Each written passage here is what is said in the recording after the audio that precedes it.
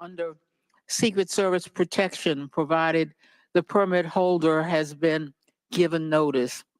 This week, the House is expected to consider the fiscal year 2025 Financial Services and General Government Appropriations Bill. This Republican drafted bill would allow an individual with a permit to carry a concealed handgun issued by a state or territory to carry a concealed handgun in DC, regardless of that jurisdiction's permit requirements. A Republican has filed an amendment to that provision to allow such an individual to carry a magazine of any size with that handgun.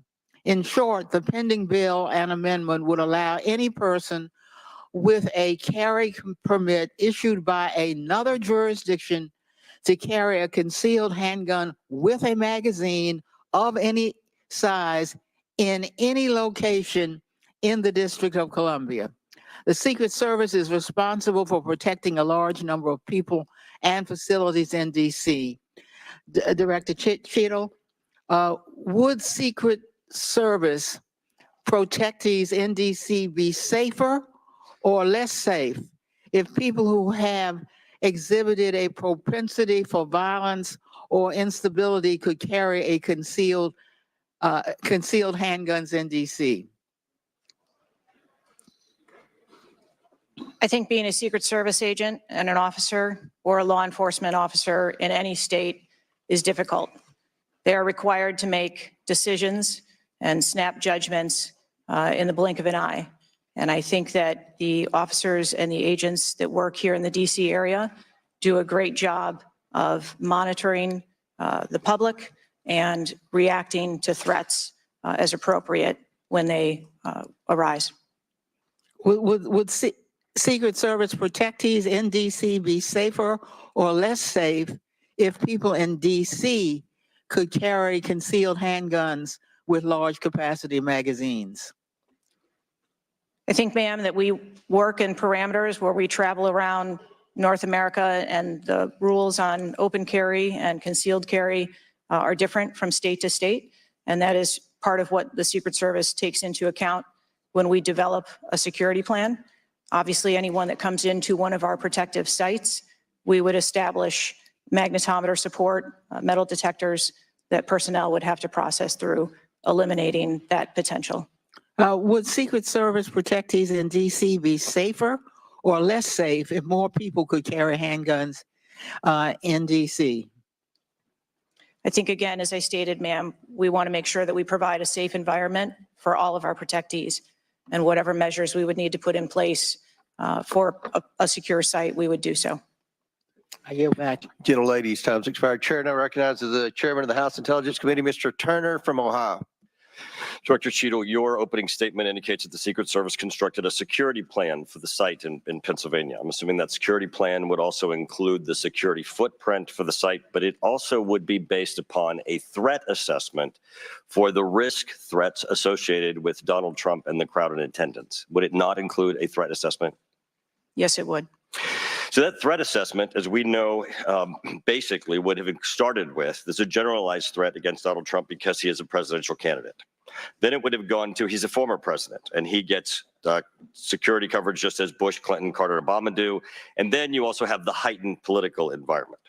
Even for those, it's clear that the security footprint, that the threat assessment was insufficient, which permitted then a 20-year-old to actually enter with a weapon and shoot Donald Trump. But I want to ask you about two other aspects of the threat assessment. It is known and public that Iran is a threat risk for Donald Trump. They're a threat risk for John Bolton, former Secretary of State Pompeo, and Donald Trump, because they have indicated they want to assassinate them as a result of retaliation for the killing of Soleimani. That is both for Iran a generalized threat. They're targeting these individuals, but also most recently a specific threat to Donald Trump himself. Now, I want to enter into the record by UC a Department of Justice Public Affairs release, a CNN article, an article from Fox News, and an article from CBS, all of which acknowledge Without objection to order.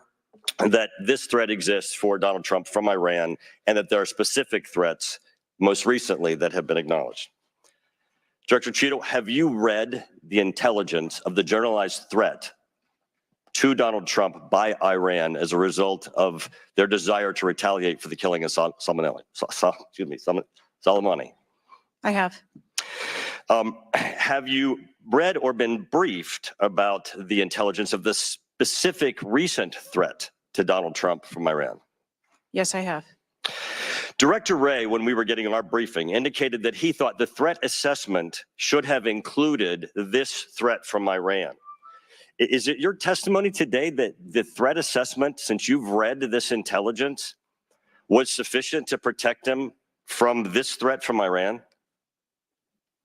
My testimony today is that the information that we had at the time was known.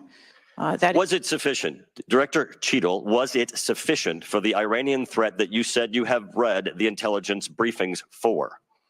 That information was passed to. Well, I'm not asking the bureaucratic issue of who did it get passed around to. Director Cheadle, was it sufficient for the specific and generalized threats to Donald Trump's life from Iran? Yes, I do believe it was. Director Cheadle, is an Iranian assassin more capable than a 20-year-old? Sir, I think we've acknowledged that there was gaps and a failure that day. When I raised this issue with Director Wray, he was incensed. He was shocked that the threat assessment of Iran did not seem to be, as we and I discussed, baked in to your security footprint and your threat assessment. And he went on to say that the generalized threat that he has told the whole country that we are under from a potential terrorist threat. He has said we're under the highest threat level since 9/11, that the lights are flashing red. And he has specifically indicated that people have crossed the southern border as a result of the Biden administration's policy, and that there are in our country today terrorists and individuals who are affiliated with terrorist groups and organizations. That would be a heightened threat environment, Director Cheadle, would it not? Yes. In his public statements, he has said he is making these statements because he wants people to take them into consideration in threat assessments, specifically. Now, that would be a threat not just to Donald Trump, but it would also be a threat to the crowd there, wouldn't it? Yes. Are ISIS terrorists and al-Qaeda terrorists and international groups and terrorists more capable than a 20-year-old in pulling off their mass shooting or an assassination of Donald Trump? Sir, again, there was clearly a breakdown and a failure that day. Have you read the intelligence of the terrorists that are currently in the United States that Director Wray speaks, and those individuals that are here that are affiliated with terrorist groups and organizations that are in the process, as Director Wray said, of representing a significant threat of a terrorist attack occurring in the United States? I have read reports that apply specifically to the Secret Service's mission. Director Cheadle, because Donald Trump is alive, and thank God he is, you look incompetent. If Donald Trump had been killed, you would have looked culpable. There is no aspect of this that indicates that there has been any protection to Donald Trump. The threat was identified before he took the stage, and the shooter was only killed after Donald Trump himself was killed. Not only should you resign, if you refuse to do so, President Biden needs to fire you, because his life, Donald Trump's life, and all the other people which you protect are at risk because you have no concept of the aspect that the security footprint needs to be correlated to the threat. I yield back. Chair now recognizes Mr. Lynch from Massachusetts. Thank you, Mr. Chairman. Director Cheadle, there were multiple security failures at the former president's rally in Butler, Pennsylvania. First of all, there was a failure to isolate the podium from exposure to direct fire. Do we know who made that decision to allow that rooftop to remain as an unprotected area? Do we know who came up with that security plan that omitted that? Sir, I don't have a specific person to identify for you. Okay, well, that's what I'm looking for. So let's move on. There's also a breakdown in security in failure to confront the shooter over an hour before the former president began his remarks, when the shooter was identified as a person of interest. What particularly allowed agents or law enforcement to identify him as a person of interest? So I appreciate the question. And again, I will say that we are 9 days out and there are a multitude of interviews that are still taking Okay, place. so did he have a rangefinder? There were some reports that the individual had a rangefinder. That would certainly raise my suspicion. Did he have a rangefinder? Yes, he did. But may I explain that at a number of our sites, especially when you're at outdoor venues, a rangefinder is not a prohibited item. It is sometimes an item that is brought in by individuals if you're But going to be at did the back. anybody confront him on that? Anybody ask him questions? What are you doing with the rangefinder? Anybody confront him on his presence where he was in proximity to the president? So again, to my knowledge, I believe that that was the process that was taking place, was to locate the individual. Did they confront him? Did they go up to him? Did they talk to him? I do not have those details at Okay, this time. those are important details. There was also a failure to communicate between law enforcement to act quickly upon information provided by either local law enforcement or rally attendees that the suspect was positioned on the roof. There were minutes of delay before any meaningful action was taken, even though he was several hundred feet from the podium. And this was obviously minutes before the shooting. Let me ask you, there was considerable delay in removing the president from the podium after the shooting began. He got shot in the air. It was still over a minute before he was removed from the stage. Meanwhile, this shooter had multiple clips, several clips. He got off 8 shots, and he had the capacity and the ability, if he was not neutralized, to basically mow down that whole Secret Service detachment as well as the president. What, from your own investigation, caused that delay under the circumstances? What I can tell you is that when the agents identified that the shooting was taking place, in under 3 seconds, they threw themselves on top of the I understand that president. there was heroism there. No question about it. No question about it. But protocol would indicate, and these are the opinions of various former Secret Service agents, people who have done this work in the past, that over a minute of exposure on that podium with a shooter with a high capacity weapon who had already wounded the president and could have got off, we don't know how many more rounds, and yet the president remained exposed, even though he was joined in that exposure by the Secret Service in their heroic acts. It just, I don't know if there's a good explanation for that. Our personnel created a body bunker on top of the president, I get that. shielding him. Yeah, this was an AR-15 style weapon that would have made pretty quick work if he was determined and able to do so. This is not the first investigation that we've had of the Secret Service during my time here on this committee. And the last one we had, our previous investigation determined that the Secret Service was experiencing a staffing crisis that poses perhaps the greatest threat to the agency. And that's a quote. Is that staffing crisis still in place? Is that still something that you deal with on a daily basis? As of today, the Secret Service has just over 8,000 employees. We continue to hire, knowing that we need to ensure that we keep pace with What would be the full complement of And gentlemen, time's expired, but please answer the question.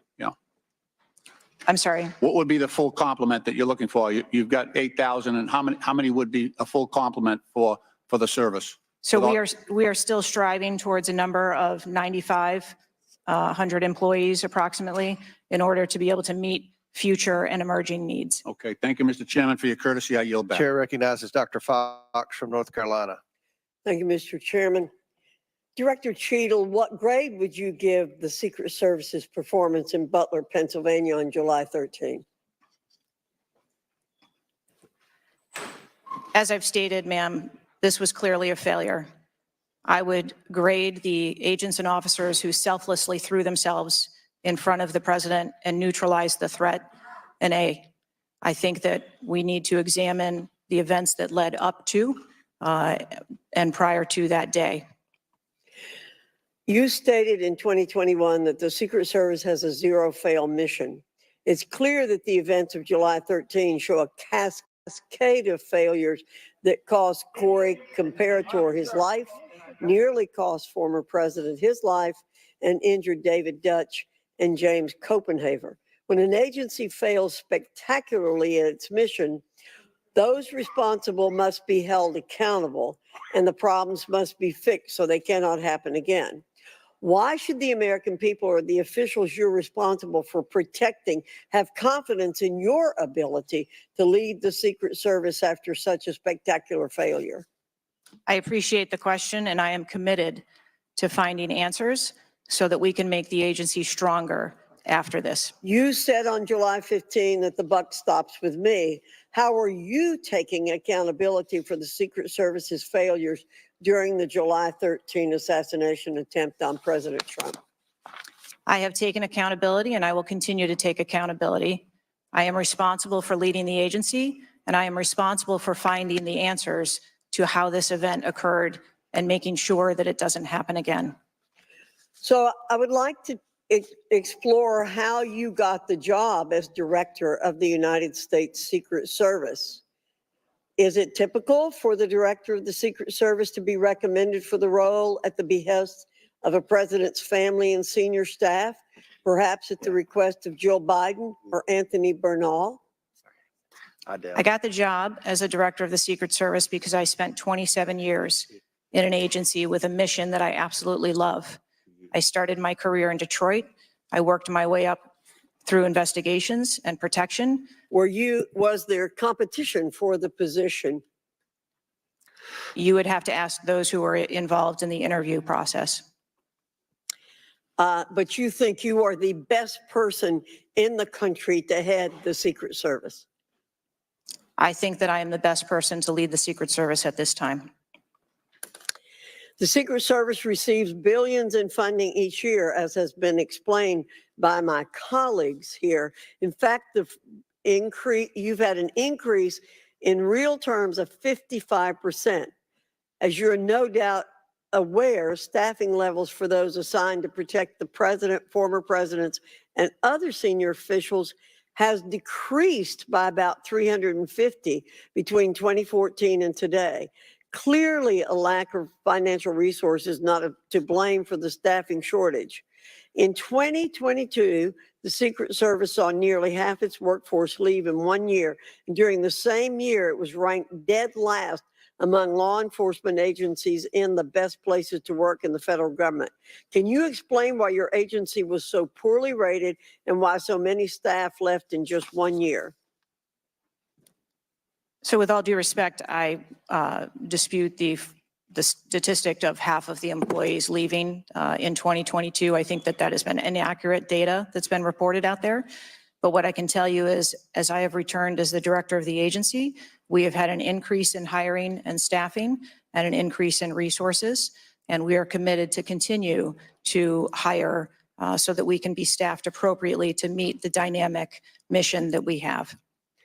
Well, you may want to dispute it, but it's out there. My understanding, given the high profile failures and rotten culture at the Secret Service during your nearly 2-year tenure, why should the American people have any confidence in your ability to lead the Secret Service to perform its zero-fail mission to protect our senior leaders? The Secret Service has an incredible culture. Our men and women place service over self. They come in every day willing to risk their lives for our protective mission. And they work investigations that thwart people who would do harm to children, child exploiters. We have an incredible mission, and our culture is we will get the job done no matter what. Those on the front line certainly have a great culture, and they were willing to risk their lives for President Trump.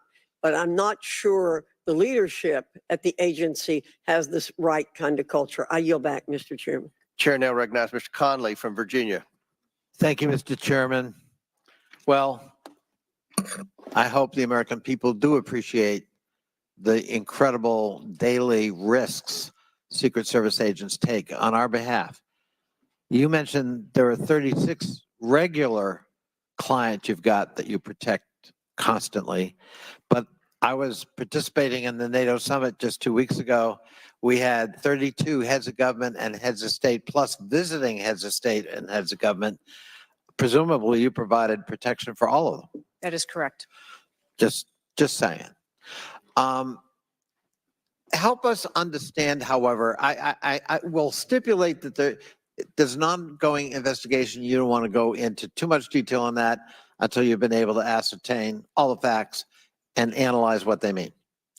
You can understand, however, the anxiety we and the American public have about how could this happen and how can we ensure it can't recur. Now, there are some things my friends on one particular side of the aisle don't really want to talk about, like AR-15s and access to them by a 20-year-old or anybody for that matter.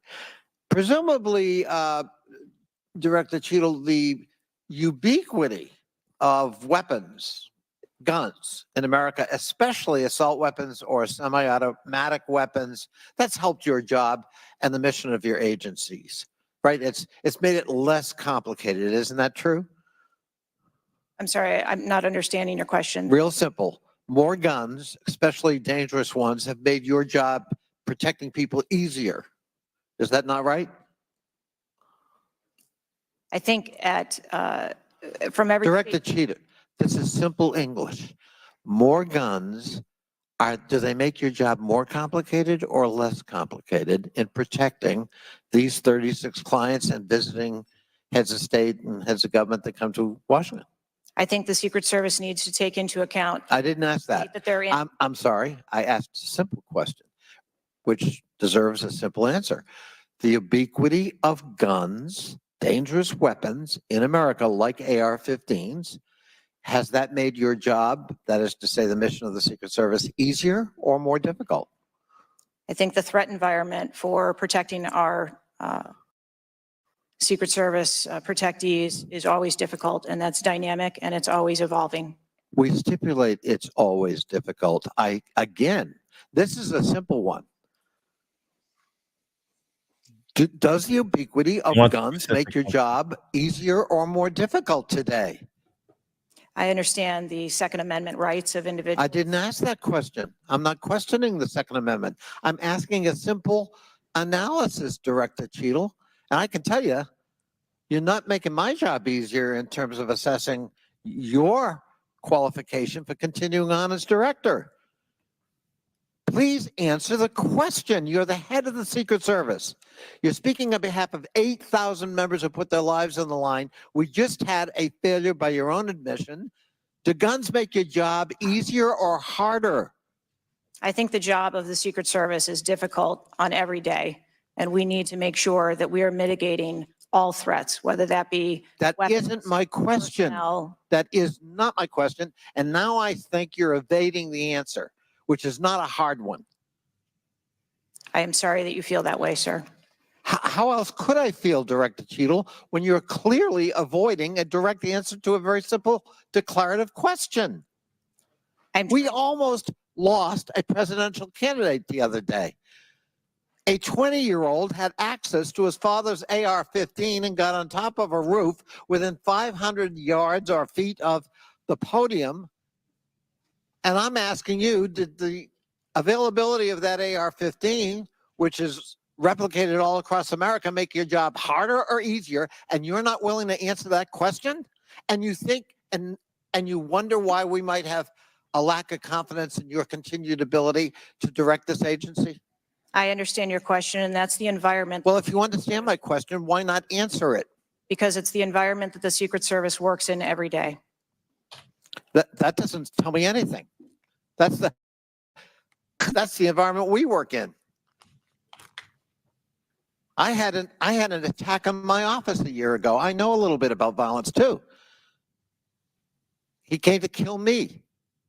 When he couldn't, he beat one of my staffers 8 times with a baseball bat on the head. We live with the threat of violence.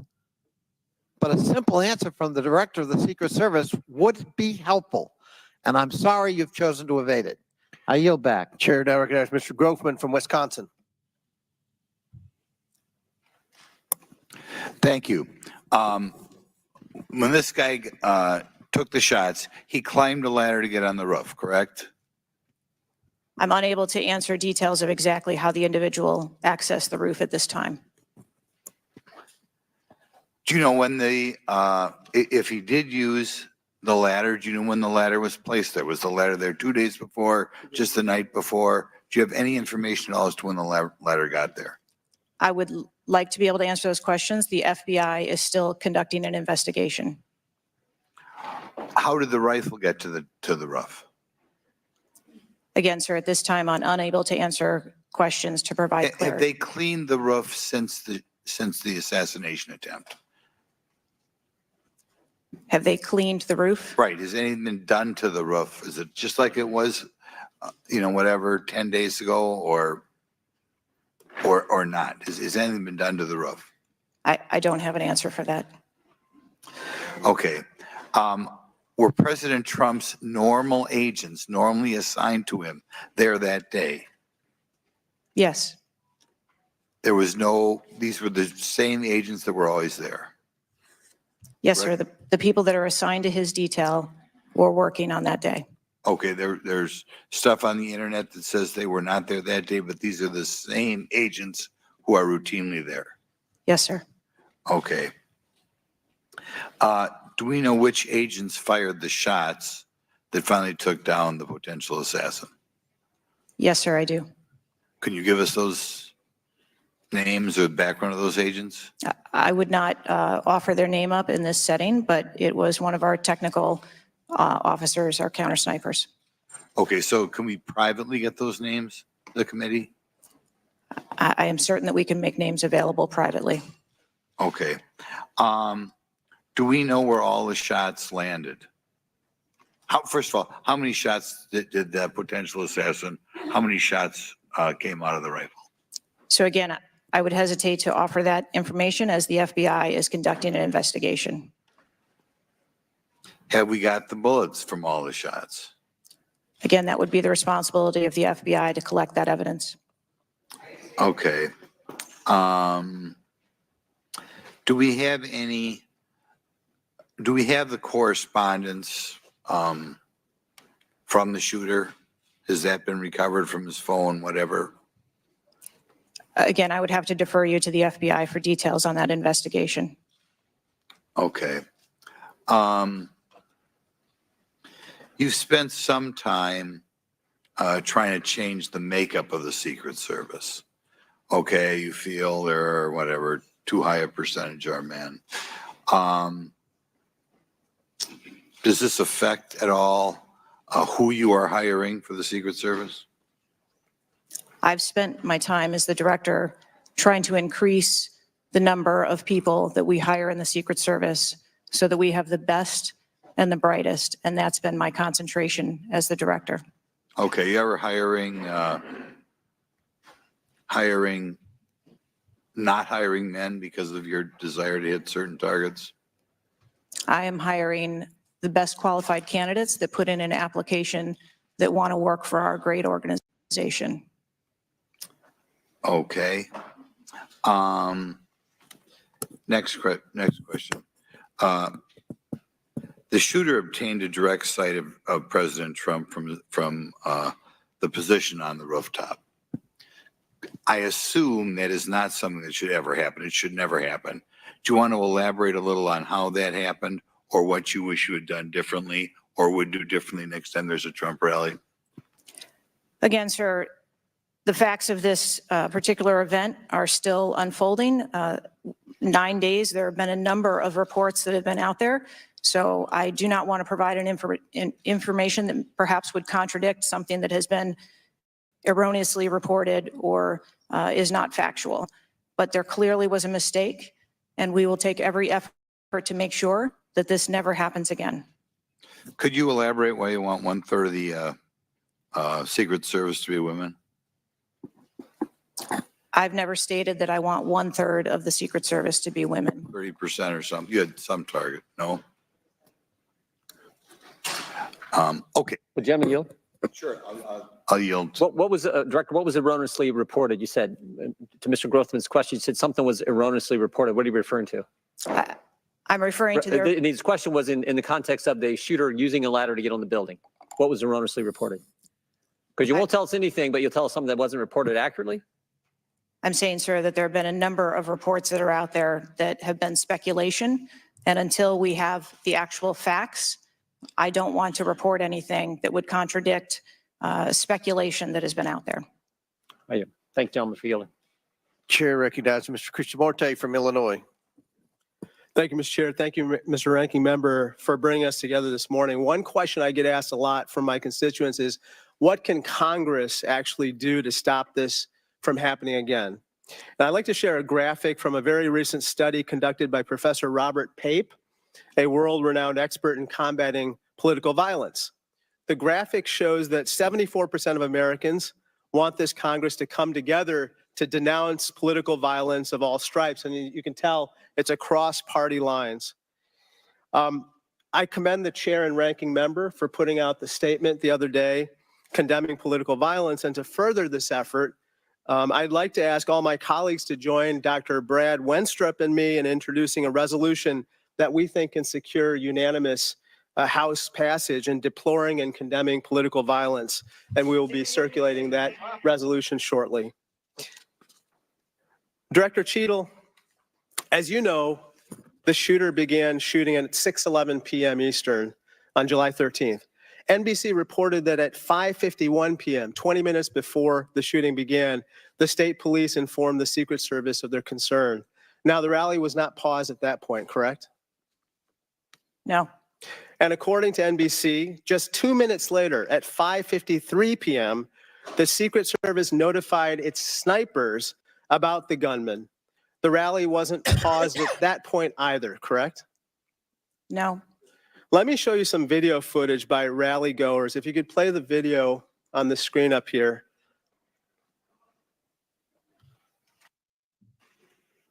This was taken 2 minutes before the shooting started. If you could turn up the volume. Dangerous people, criminals. We have criminals. We have drug dealers. We have people that should not be here. On the roof. It's much tougher than it happened. On the roof again. Up here. Ma'am, that doesn't look like suspicious behavior. That looks like threatening behavior to me. And the rally wasn't paused at that point either, correct? I can tell you, as I stated earlier, sir, that the moment that the shift surrounding the president were aware of an actual threat. That's a threat right there. The guy's on the roof and everybody's yelling at him. Yes. And directing the officer's attention to him. The rally was not paused at that point, correct? We are currently still combing through communications and when communications were passed. Well, I can point you to this communication. It's 2 minutes before the shots started ringing out. Director Cheadle, yes or no? Was there ever a moment where the Secret Service actually considered pausing the rally? The Secret Service would have paused the rally had they known or been. So the told answer is there was no. an actual threat. The answer is no. Correct? I can speak to you in generalities. No, I don't want I don't generalities. I know want all of the specifics. communications The that were- answer is no. You did not consider pausing the rally, correct? The people that are in charge of protecting the president on that day would never bring the former president out if there was a threat that had been identified. Well, they did, because we've now identified 3 points in the 20 minutes before the shooting that the threat emerged. Let me point you to something else, which is the building that the shooter was perched on, seen here. This building is called the AGR building. I'm sure that you're familiar with it. It's no more than 150 yards from the stage where Donald Trump stood, yet the security perimeter was drawn such that the AGR building was placed outside of it. Director Cheadle, according to the Washington Post, the AR-15 styled rifle used in the shooting had a range of 400 to 600 yards, and therefore the AGR building was clearly within rifle range of the stage, correct? Yes. NBC News has reported that in the days before the rally, the Secret Service had identified the building as a vulnerability that required special attention, correct? That's reporting from NBC. Yes. So I am still looking into an active investigation. I know, but it's been 9 days. I mean, you should know that, right? And yet, despite the fact that the AGR building was in rifle range of the stage and it was flagged as a vulnerability, this building was put outside of the Secret Service's security perimeter. And I respectfully submit the Secret Service must expand its security perimeter to account for the kinds of weapons that can be used outside the perimeter to endanger the protectees inside the perimeter, ma'am. Let me turn your attention to some conspiracy theories that have been circulating and ask you to comment on them. First, you have not found evidence that the incident was a staged shooting, right? Correct. And you haven't found evidence that this was a result of a conspiracy of high-ranking government officials, correct? Correct. And you have not found evidence that this incident was in fact directed or perpetrated by a foreign state or entity, right? And that's the last question, but I'll let the director answer that, please. Not at this time. Thank you. I yield back. Gentleman's time's expired. Chair now recognizes Mr. Cloud from Texas. Thank you. I just wanted to confirm there was only one counter sniper who took one shot. Is that We had multiple counter sniper teams available yeah, on the that day. premises, but is only one took one shot? Is that correct, or only one? Correct. Okay. How many spent shell casings were found on the roof? Again, I would have to defer you to the FBI's criminal investigation. Okay. Word is that the car was rigged with explosives. Again, sir, I'd Sorry. have to defer you To to the the FBI. FBI's investigation. Okay. You're not curious about, you don't communicate with them? No. Okay. CNN reported that the Secret Service did not sweep the building the shooter was used to shoot President Trump and other attendees. Is that true or false? So we are conducting a mission insurance investigation and will depend on the information that we obtain from our investigations. Okay. The Secret Service knew there was a suspicious person anywhere from 8 minutes before President walked on stage to 30 to 60 minutes. We have different reports. Was President Trump or his team notified of the threat? I think there's a difference and a distinction between suspicious Person. and threat. Yeah. So we are going back and looking at communications to know when the information about a suspicious person was passed to Secret Service personnel. Okay. But was President Trump or his team notified? Again, we are going back and looking to make sure that we have the exact information of when those notifications were made and who those notifications were made to. Okay. I think it's troubling for a lot of us that the number one question everyone in America is wondering is why was the roof left open? And after 9 days, we should at least maybe have a little bit of that information. And when you come to this committee hearing and you don't have anything to say about that, it's very, very troubling. Did you review the security plan for this event? I personally do not review security plans for events that take place across the country. Any of them? We have a number of events that Who's take the top place. level official who reviews the security plans? There's a number of people that review security plans. Who's as they ultimately unfold. responsible for signing off on a security plan? It's a conjunction of personnel. There are people on the ground, there are supervisors on the detail, there are people at headquarters. So there's not one person who says, okay, this is good. It's copacetic. We're going for it. I think much in the way that we build our security plans where they are No doubt multi-layered. there's teams working different aspects of it, but ultimately, isn't there an individual who signs off on the plan? Much like how we design our security plans, they're multi-layered. There are multiple layers. So there's of no people. accountability. There is Is- accountability, sir. There's, this is whether it's the FBI or Fauci or anything, it's time after time after time, these multiple layers of accountability turn into layers of plausible deniability, and agency after agency after agency. That's got to be fixed, because you keep coming here and expecting, yes, you're saying I'm responsible, but, and you're accountable for it, but then there's nothing.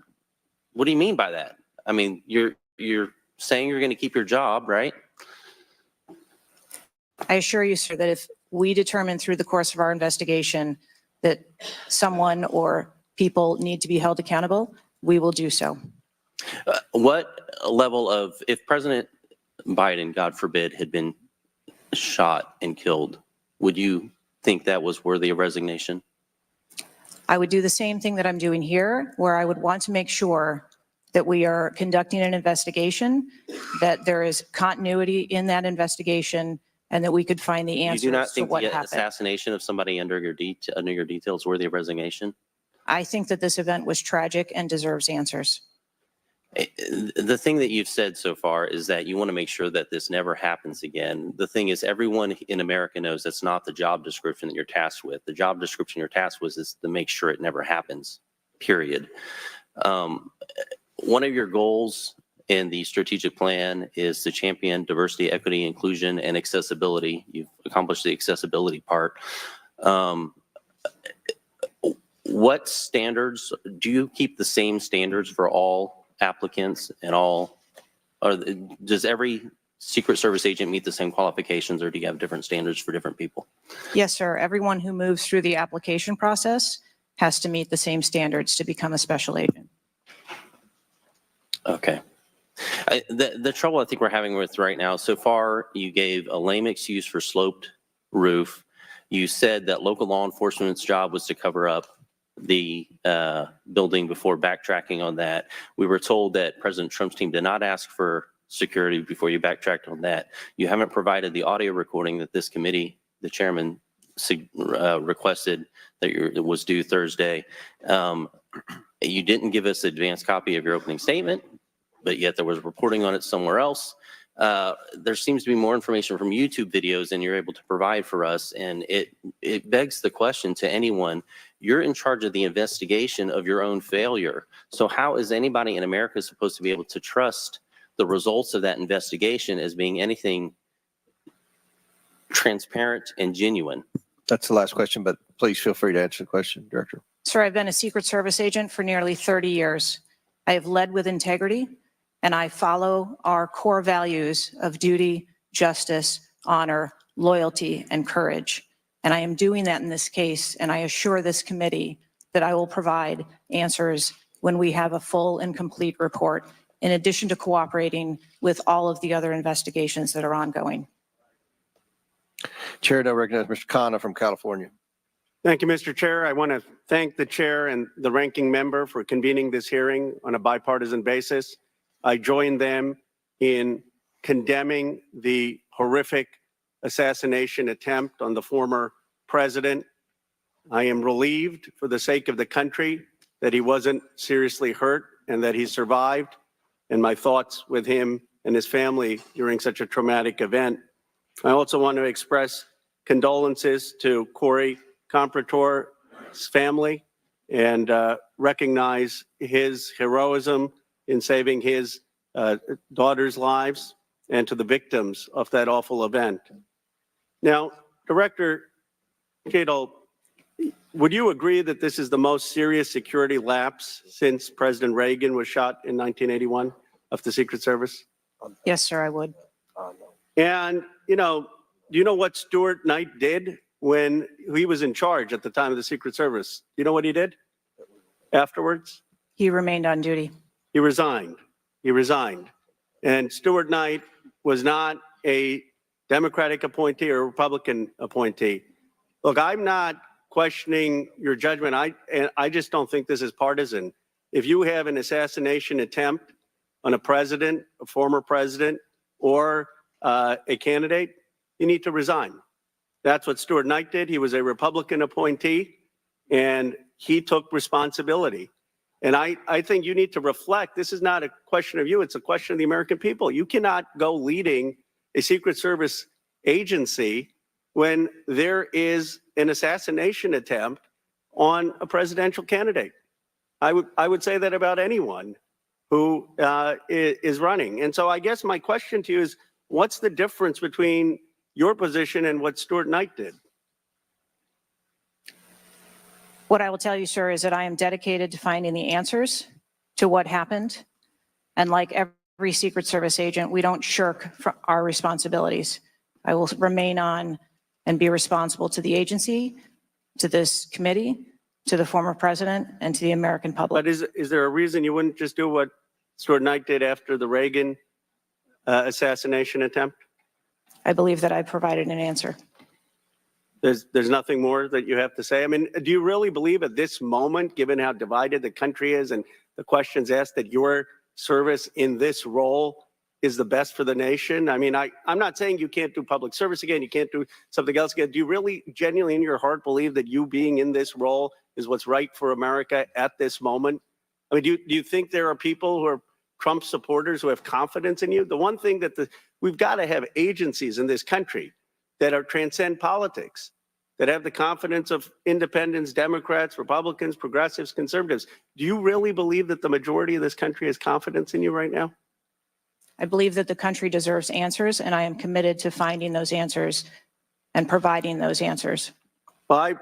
Well, look, I believe, Director Schittle, that you should resign. I think there are colleagues on both sides of the aisle who believe that, and I hope you'll consider it. I yield back.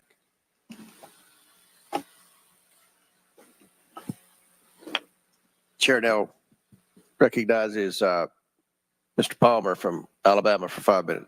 Director Cheadle, did local law enforcement ESU teams have compromise authority to engage a perceived threat? Yes, Why do you think they didn't use it? I believe that they follow the same use of force that our You agency. don't, when you have compromise authority, you don't have to get permission if you perceive a threat. And there were not just the ESU units, but there were local law enforcement that had line of sight on the shooter before the shots were taken. So one of my questions is there was supposed to be a briefing with the Secret Service sniper units, your counter assault team members, with the contract team, with the local ESU teams. That didn't take place. Why was that? So I have been told that there has been a briefing. There was a briefing that took place. I've been told that there wasn't one. And again, we are still looking into the facts of the investigation. So Let me ask you this. When were you informed that there was a credible threat against President Trump, former President Trump? When did you learn of that? Sir, the former president has a number of threats. I didn't ask you that. There was a credible threat from Iran. When were you informed of that? Answer the question. We have been monitoring the threats. You for the knew former before. president. You knew before the rally. Okay, right. The site security plan is generally drafted by the site supervisor and the site agent, probably out of the Pittsburgh district office. Did they take into account the credible threat against President Trump? Our personnel take into account the threats that are Then out why there. would they leave a building? And I will correct the distance that's been quoted. It was about 140 yards with clear line of sight to the president. Why was that building not occupied on the roof? I mean, you could have put Barney Fife on the roof and kept somebody from getting up there. So why wasn't that done? The plan that was developed that day encompassed a number ma'am. of security mitigations. The issue is the site supervisor, the site agent, and the special agent in charge, who I think signed off on the plan, did not include that in the inner perimeter, and they didn't have a plan to secure the building. As I understand it, the Butler County ESU unit was situated on the second floor of a building next to that, but they didn't have a clear line of sight of the roof. The angle was too severe. The photograph that was taken of the young man, of the shooter, when he had the rangefinder, was taken at 5:15. It wasn't until 5:38 that photograph was transmitted to the Secret Service sniper units. I don't understand the lack of interoperability here in the communication process. I don't understand why people didn't perceive that as a credible threat. The video that Mr. Christopher Morphy had shown there was clearly a credible threat. So how is it that all of these mistakes could be made? How many explosive devices were found on or near the site? Again, I would have to defer you to the FBI. Madam, I believe Details they of were that. in his car, and I think there might have been one near a main gas line. It wasn't just the fact that he had a rifle. It was the fact that he had the ability to inflict enormous harm, enormous numbers of casualties had those devices exploded. I want to know also, when your agents conduct a site review, are they fully informed of all of the threats that are being made against the principle that they're protecting? What I can tell you is that when our agents go out to conduct an advance, their whole goal is to ensure I the safety understand and what their goal security. is. The failure to secure that building not only put the former president's life in danger, it put the lives of individuals in the crowd in danger as well. I mean, the Reagan shooting, there were other people shot at that time as well. And the Secret Service members' lives were in danger. So I don't understand how you can continue to stay in the position you're in when this was a failure of historic magnitude. 43 years without anything like this happening. And you failed in this case in a spectacular way. Mr. Chairman, I yield back. Gentleman yields back. Chair recognizes Mr. Mfume from Maryland. Thank you, Mr. Chair. I want to commend you and the ranking member on your joint statement and for holding this hearing that we might all at least attempt to try to get some answers. Some of us, Ms. Cheadle, grew up in an era not too unlike what we see today in terms of political violence. And some of us remember the November 22nd, 1963 assassination of President Kennedy. Some of us, like myself, remember 2 days later when Jack Ruby on live TV shot and killed Lee Harvey Oswald.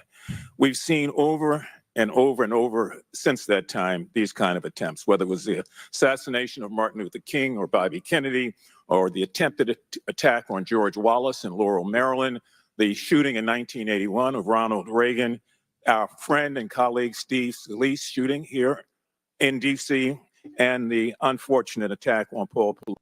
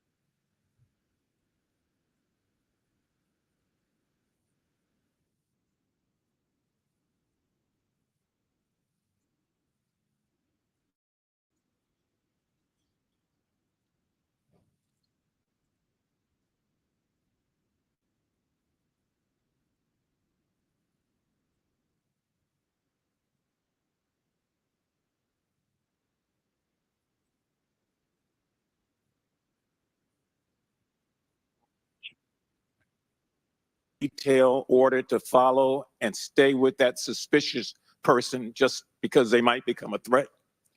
So we have a number of teams that are on the ground. And again, we are trying to verify the timelines of when those notifications were made to our personnel so that they could assume the responsibility of trying to track that individual. Ms. Cheadle, there has been a lot of discussion, some of which raised itself earlier in this hearing about poor staff morale within your agency. And I have the July 17th report of Government Executive, which is a credible reporting service for the federal government for employees. And the 2023 ranking of places to work within the federal government showed, and this is through the Office of Personnel Management, that the Secret Service came in 413th out of 459 sub-agencies and agencies. Can you explain that? Certainly. What I can tell you is the Secret Service is a difficult job. It challenges our employees daily. It's holidays, it's weekends, it's no leave periods. But, Madam, people come to work knowing that. You do explain that when you hire somebody. They know that. It's the same with other agencies. They miss holidays, they come to work at odd hours. But to be worked, one of the worst places to work within the federal government, 413 out of 459? I just need an explanation. What do you think as the director there? I think that this, And that's the last question, but please answer Mr. Mfube's question. I think that this is a challenging job. I think that it's a challenging environment to be in law enforcement, and we do have a no-fail mission. And our folks are tasked with that every day, 365 days of the year. But I can tell you, I've also taken a number of measures since I've been the director to recruit and retain and stem the tide of attrition in our agency, which will hopefully alleviate some of that. Thank you, Mr. Chairman. Chair now recognizes Mr. Sessions from Texas. Mr. Chairman, thank you very much. I join in the calls of all of our members to say thank you for doing this hearing on a bipartisan basis. Director, I'm not going to sit here and say you ought to resign, but I am going to say that you have not given us confidence that you have the ability to understand what happened, to take the responsibility in terms of understanding. You've spent a number of years. How many years do you say you've been with the agency? 29. Well, I spent 16 years with AT&T, moved 7 times with them, and had a really good feel about their operations, how they worked, what was acceptable, who was responsible. And I've heard you say today numbers of times, well, you've got to wait. Well, you've got to wait. Wait for the final report. When is the final going to happen? I mean, how long do we have to wait before you can give us credible answers? You've been there 28 years. You've had a few days to be able to draw your own analysis of this. You should understand the entire process. You talked about being on the team, perhaps in Georgia. You have talked about your experience in this. You've talked about the professional nature of the agency. That I don't doubt. But the director, just like it was when I ran my operations at AT&T, was responsible for making sure they worked. And in business, it either works or it doesn't work. There's no in between. It either works or it does not work. And your job as the, in essence, administrator, the director, is to make sure it looks right and works. And I've not heard you say one thing about my analysis is, I have asked these questions. It's always, I've got to sit back and wait for someone else to decide that. So I'm going to ask you a question that maybe you can answer. Have any employees been disciplined for their role in Butler, PA incident? No, sir, not at this time. I am asking those questions. So no employee has been disciplined and no employee has been placed in any position that would place their job in jeopardy nor their standing in the agency. We are still in the process of That's not what I asked. You're the person that runs the place. You're the person that knows right from wrong, good from bad. You've had a number of days and now you come before this committee knowing you're going to be before us and you've got to slough it off to someone else. Do you see where there was something that went wrong as a professional at an agency with 28 years, or do you have to count on someone else to give you the final report?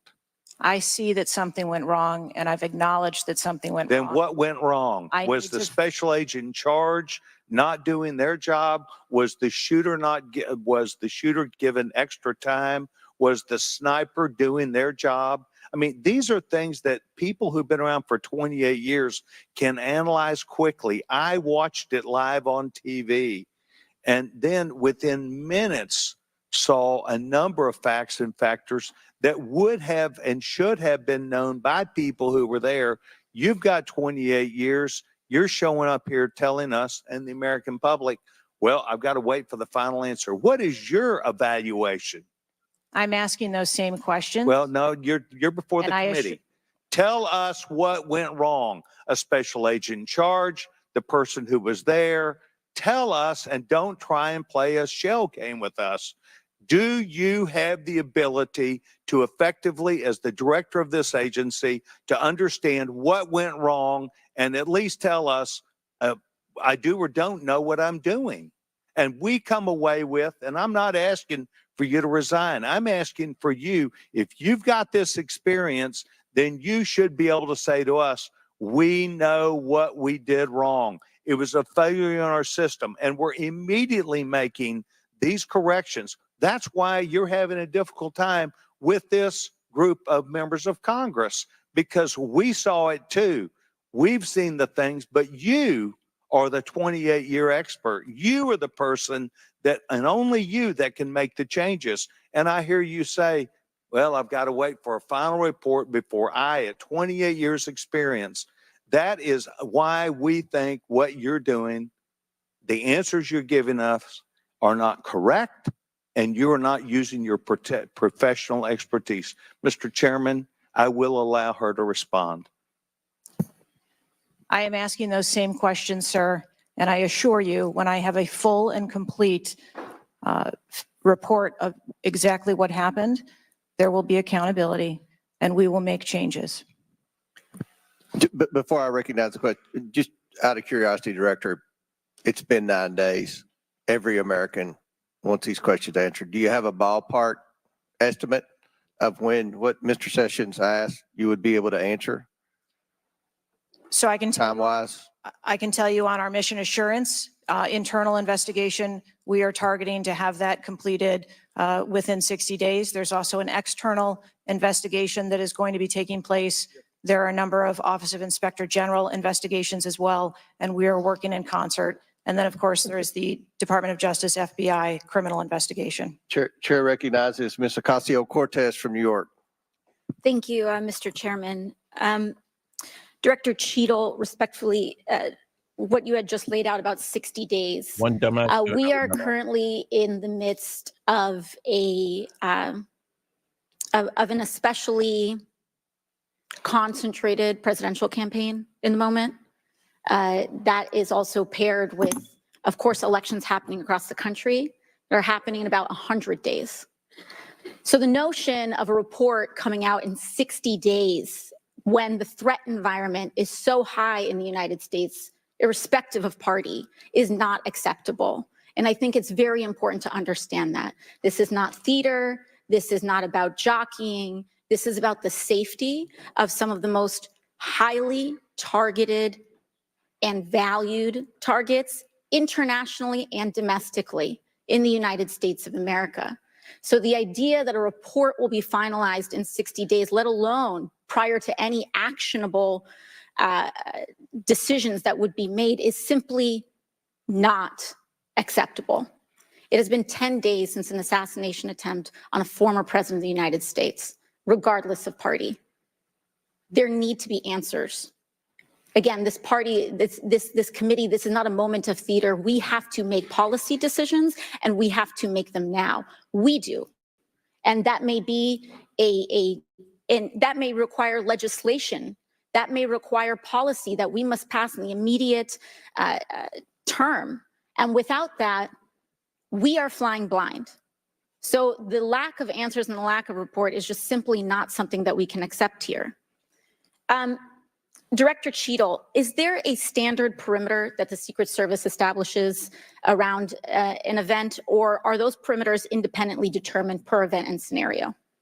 There is no standard. Every event and every venue is different and treated as such. So each event has a different perimeter that is established depending on the logistics of that event. Now, you established earlier that the building upon which the shooter operated from was outside of that established perimeter, correct, for the Butler, Pennsylvania event? It was outside of our secure perimeter, yes. Now, that building was, I believe, 500. How far away was that building from the president? It was approximately 200 yards. 200 yards. Now, the individual used an AR-15 in order to act out his assassination attempt. An AR-15 has a range of about 400 to 600 yards. My question is, why does the Secret Service perimeter, why is the Secret Service protective perimeter shorter than one of the most popular semi-automatic weapons in the United States? There are a number of weapons out there with a number of ranges. Again, an advance was completed. The determination of the perimeter, I'm not going to speak to specifics, but there are a number of factors that are taken into account when we determine our perimeter. Some of it has to do with terrain, some of it has to do with buildings, some of it has to do with assets and resources that are available. And so what I'm hearing is that a perimeter was not established outdoors in an outdoor venue that would prevent an AR-15, which is one of the most common weapons used in mass shootings, from being able to be within the range of Secret Service protection. A perimeter was established, and even though there were buildings that were outside of that perimeter, it wasn't just that building. There were a number of buildings in the area, and there was overwatch that was created to help mitigate some of those buildings.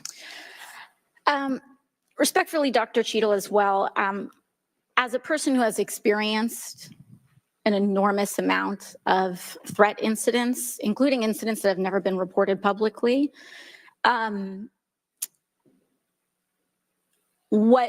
there's a common pattern that happens here, whether it's Secret Service, FBI, Capitol Police, local departments. After a critical security failure, we often hear there will be an independent investigation. That independent investigation gets set up. Usually the expectation is between 2 to 3 months after the incident, and then nothing really occurs from there. The report is usually not satisfactory to the questions that are usually being raised here. And most importantly, corrective action is rarely taken. If I were to state anything that I think is profoundly important, is that we need to have answers to the public. Ideally, I would encourage you and the agency to be more forthright with the members that still have yet to have their questioning, because the public deserves to have full confidence, and the stakes are too high. The violence that could break out in this political moment, regardless of party, in the event of someone getting hurt, constitutes a national security threat to the entire country. Thank you, and I yield back. Could I go back to something you Yes, said? please, feel free, Director. Ma'am, if I could just speak to something you said at the outset when you started your questioning. I want to assure you and everyone on this committee that I'm not waiting for a report to take action. We have been conducting analysis all along, and we have been adding additional features to our security details since this incident occurred. And I'd hope you can highlight and illuminate what some of those are in the event of other members questioning as well. Very good. Chair recognizes the gentleman from Arizona, Mr. Biggs. Thank you, Mr. Chairman. I request unanimous consent for that photo to go into the official record. Without objection to ordered. Thank you, Director. You're as a no-fail mission, and on Saturday, July 13th, your agency spectacularly failed. The failure resulted in the death of Corey Comprador and serious injury to 2 other rally attendees, David Dutch and James Copenhaver, besides the injuries to President Trump. It is unfathomable that a 20-year-old on the radar of Secret Service and local law enforcement before President Trump went on stage was able to climb onto the roof of a building with a rifle and fire off multiple rounds before he was neutralized. Was Mr. Crooks acting alone? Again, I would have to refer you to the FBI's investigation. Was he just a lone gunman? I would have to refer you to the FBI's investigation for motive. What did the Technical Services Division determine was going to be the event perimeter? Those are questions that we are asking, and we're. I mean, you're sitting here today. Come on, Director. Everybody said this. You knew you were going to be asked that question because it's been asked multiple times. So this is an easy one. These left. What did they determine was going to be the event perimeter? So you should know that. I mean, this is not, gee, I got to wait till someone else tells me. What was it? Again, I don't want to speak to specifics of the event. Okay, this is a specific. I understand. This is a specific that you ought to know. As someone who said the buck stops with me, I'm going to stay in my job. I'm going to give the answers to the American people.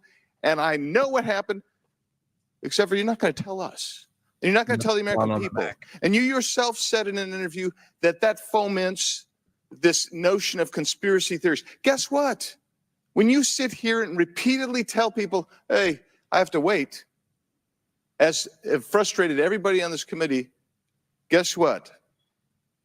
It undermines your credibility and whether you're really going to get to it. So I'm going to ask you again, what did the Technical Service Division determine was going to be the event perimeter?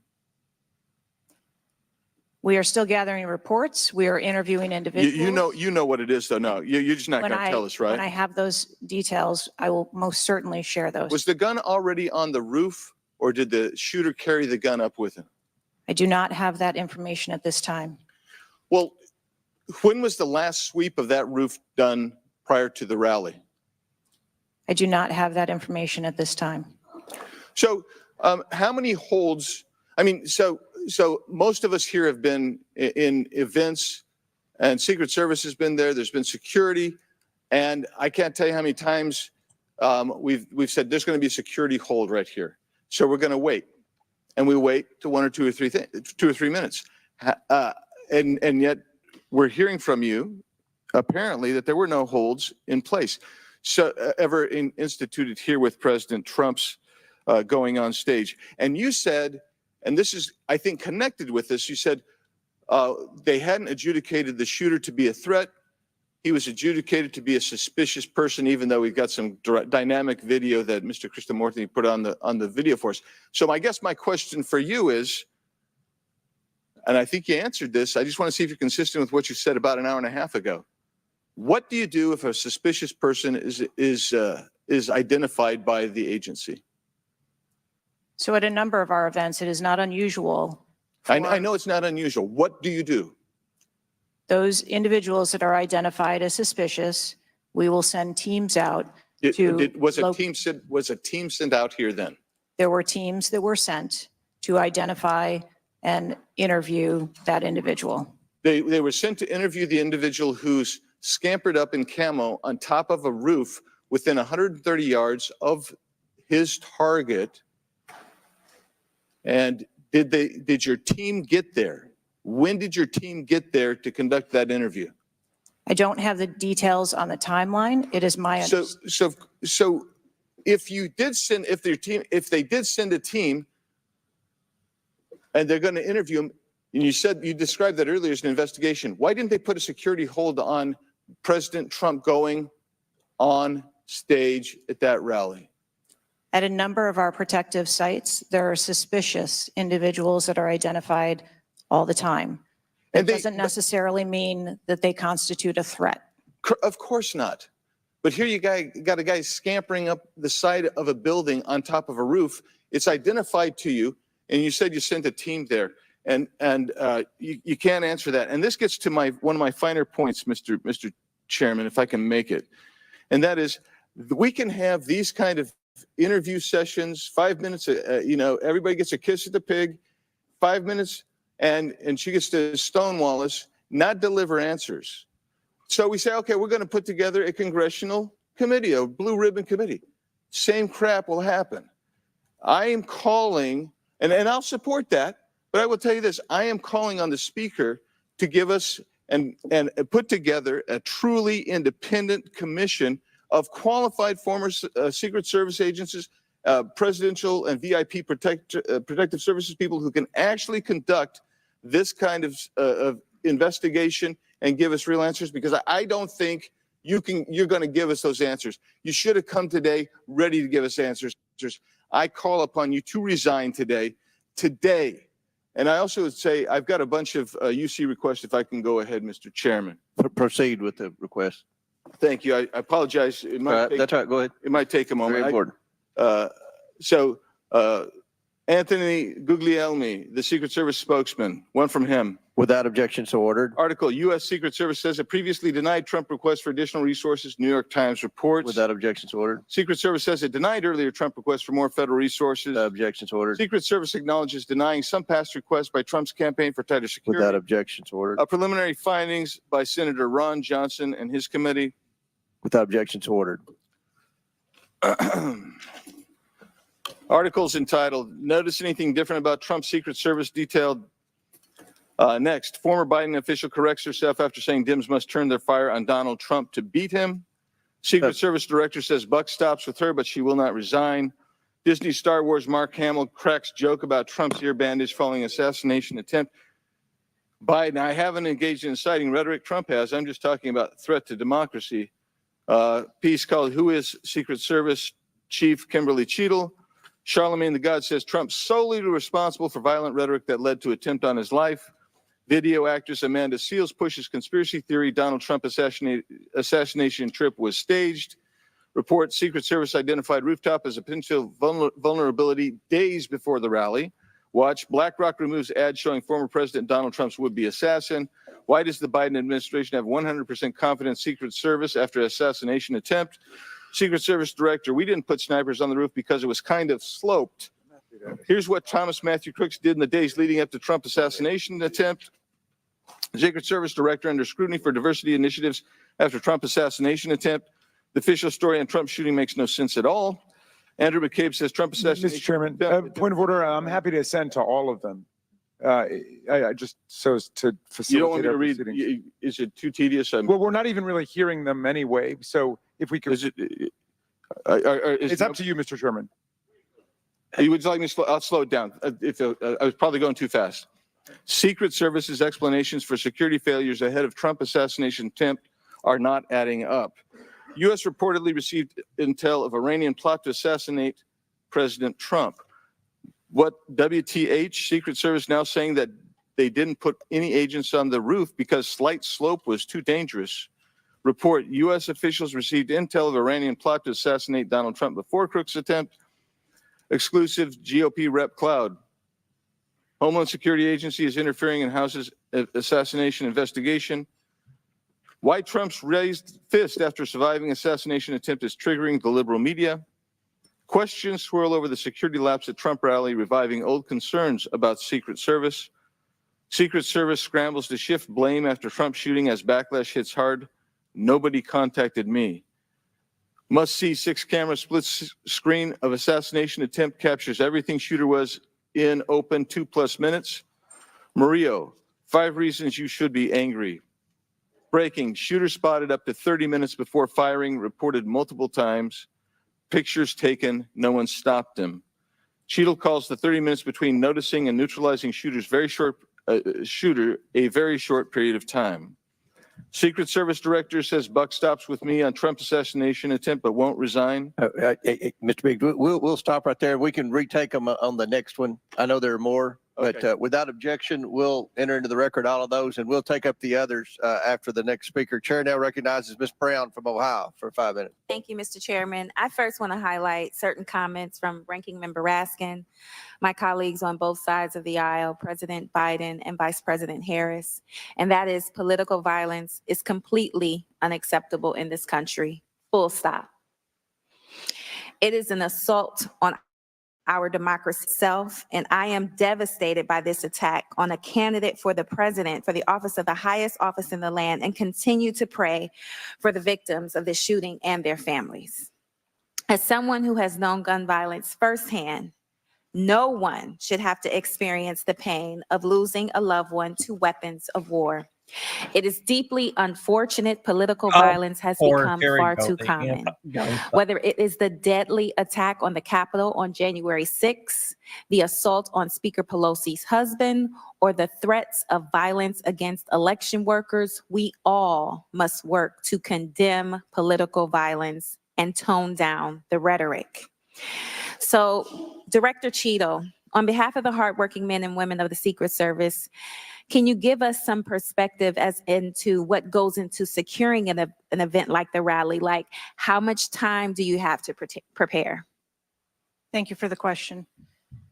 Generally, when we receive notification that there's going to be an event taking place at a venue, the advance team assignments are made, and there is a 5-day process to conduct walkthroughs, coordinate with staff, local staff, and whether it be campaign staff or the protectees staff, and then with local law enforcement on where the perimeter is going to be, the size and the scope of the event, how many attendees there are going to be, if it's an indoor rally, outdoor rally, what sort of assets are available locally, what sort of assets the Secret Service can bring to bear, and what the scope of the event that the staff is trying to accomplish. So to that point, how many agents were recommended or requested as opposed to how many were assigned? So I'm not going to get into specifics of how many were assigned, but those numbers that were requested were provided. And how many local agents were involved in the preparation, if you will, that you talked about, that 5-day preparation? So there were a number of local agents from the local office, as well as agents from the former Trump detail that were involved in that advance process. Do we have a number? I do have a number. I'm not going to release that number in this setting. You're not making this easy for us. This is a shocking incident on the former president's life and an appalling instance of political violence and a threat to our democratic values. I'm thankful that the former president is on the mend. And again, I'm grieving for the family and friends of Corey Compatore, who lost a loved one in this shooting and now know the unbearable pain of gun violence. I really hope this serves as a reminder about our responsibility to attack policies, not personalities, to be honest and truthful, and to treat one another with dignity, respect, and thoughtfulness. And with that, I yield my remaining time to Ranking Member Raskin. Thank you, Ms. Brown, for those very powerful and moving remarks. Director Cheadle, we don't want to lose a presidential candidate to an AR-15 attack. We cannot lose a presidential candidate to an AR-15 attack, and we can't lose any more citizens to AR-15 mass violence, mass shootings. And we certainly don't want an attempted AR-15 assassination or assassination attempt to set off political violence or riots in America. So this is deadly serious business. The vice ranking member pointed out that a report in 60 days won't do it for us because we have a responsibility. Members of Congress have a responsibility to take action now if there's anything we can do to prevent this. So my question for you is, what is informing your operational decisions right now that you've invoked without a report? Can you tell us what are the preliminary judgments, or if you don't want to foreshadow the report, fine. What are your personal professional judgments informing the operational decisions you're making right now? Certainly, and I appreciate that question. I don't want to make any preliminary judgments on what happened on this particular day, but I can tell you that we have looked at, as we did immediately in the aftermath, what the security plan for the Republican National Convention was going to be, and we made adjustments to the interior of the perimeter there. We looked at the protectees that we have here in the Washington, D.C. area and our protective sites, and we did make some adjustments to their security posture. And as we continue to move through the next weeks, even yesterday with the announcement of the president no longer running, we made adjustments to the vice president's detail. We are already prepared for an eventual VP nominee, and we continue to make those assessments. I think it just shows how dynamic the environment is that this agency works in every day. So you've made the same kinds of common sense judgments. There is a report of an active shooter at Mercy Hospital. And they're following it right now. An AR. It's all Just say, Director, we're pretty close to the halfway point during this. You answered more questions with an ABC reporter than you have with members of Congress. We have a lot more questions. The American people are demanding that we get answers to those questions, and that's what the purpose of this hearing is today. So I'm sure a lot of the questions that have already been asked are going to be asked again, and hopefully we can get some answers to those questions. I strongly implore you to answer those questions. You're here with a subpoena, and we expect you to answer the questions. Chair now recognizes Ms. Mace from South Carolina. Thank you, Mr. Chairman. Director Cheadle, the American people are watching, and they're wondering if there are any questions you can answer honestly today. So, Director Cheadle, I have a series of questions, very specific questions. I want very specific answers. Most of my questions are going to demand a yes or no answer. Do you understand? I do. Okay, my first question. Both sides of the aisle today have asked for your resignation. Would you like to use my 5 minutes to draft your resignation letter, yes or no? No, thank you. Was this a colossal failure? It was a failure. Yes or no? Was it a colossal failure is the question, yes or no? I have admitted this is a terrible. This is a yes or no series of questions. Was this a colossal failure, yes or no? Yes. Was this tragedy preventable, yes or no? Yes. Has the Secret Service been transparent with this committee? Yes. Would you say the fact that we had to issue a subpoena to get you to show up today as being transparent, yes or no? I have always been. Yes or no? You didn't want to answer the question. We had to issue a subpoena to get you to show up today. That is not transparent, by the way. You stated earlier, Secret Service is not political. Is that correct? Yes. Okay. Would you say leaking your opening statement to Punchbowl News, Politico's Playbook, and Washington Post several hours before you sent it to this committee as being political? Yes or no? I have no idea how my statement got out. Well, that's bullshit. So, Mr. Chairman, I would like to ask unanimous consent to enter into the record articles by Punchbowl News, Political Playbook, Washington Post, all done at 5:24 a.m., 6:12 a.m., 6:34 a.m., a solid 3 to 4 hours before this committee got your statement. Without objection to ordered. Okay. Is the Secret Service fully cooperating with our committee? Yes. Okay, you say you're fully cooperating with this committee. On July 15th, this committee sent you a list of demands of information that we wanted. Has the Secret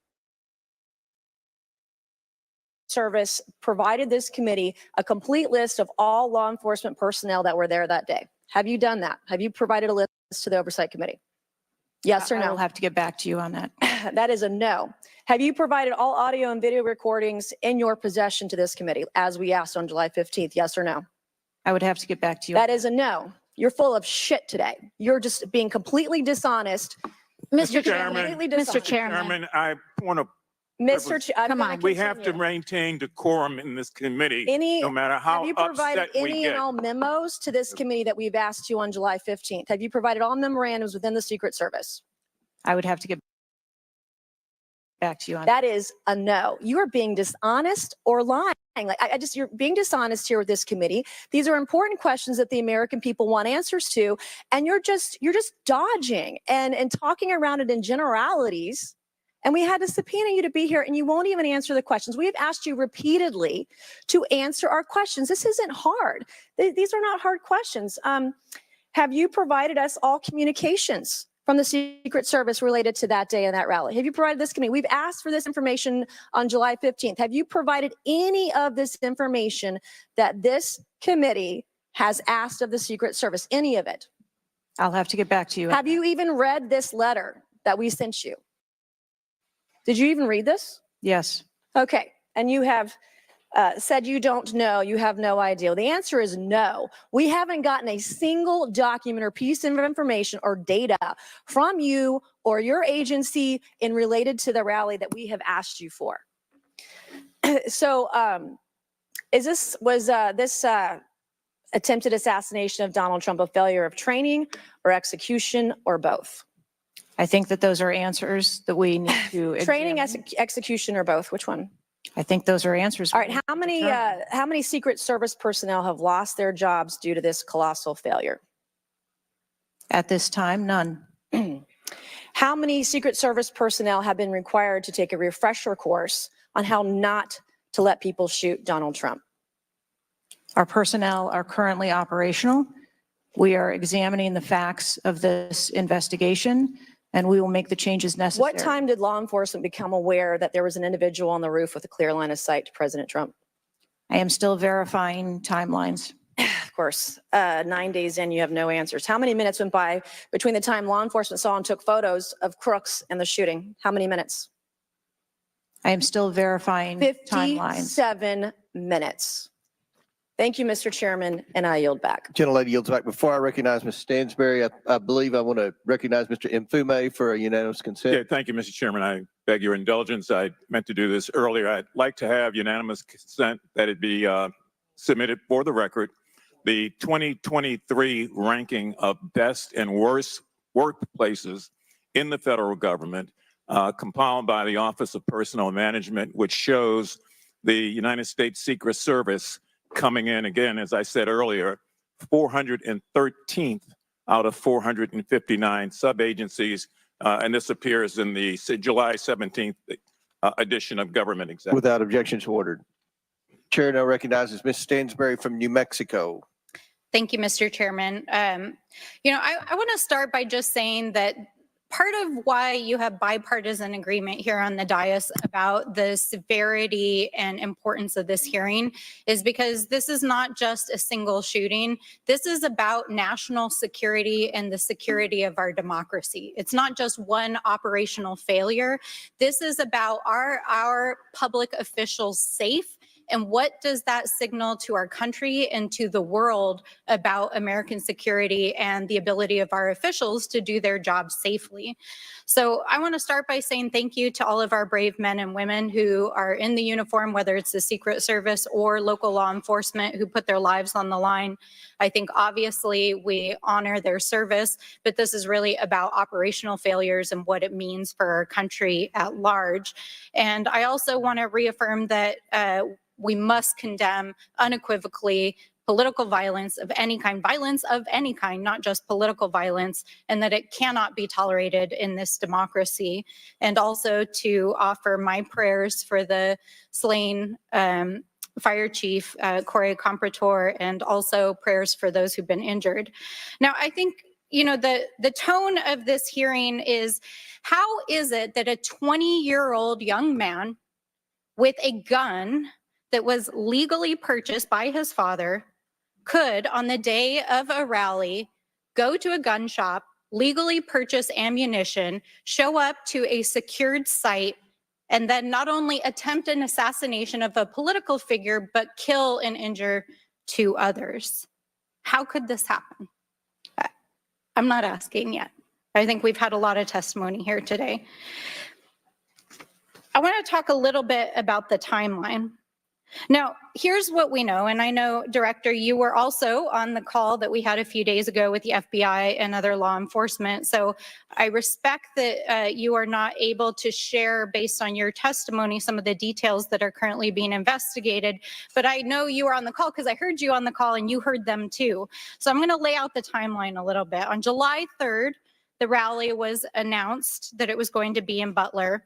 On July 6th, 3 days later, we know that the shooter searched for dates for Trump and DNC events.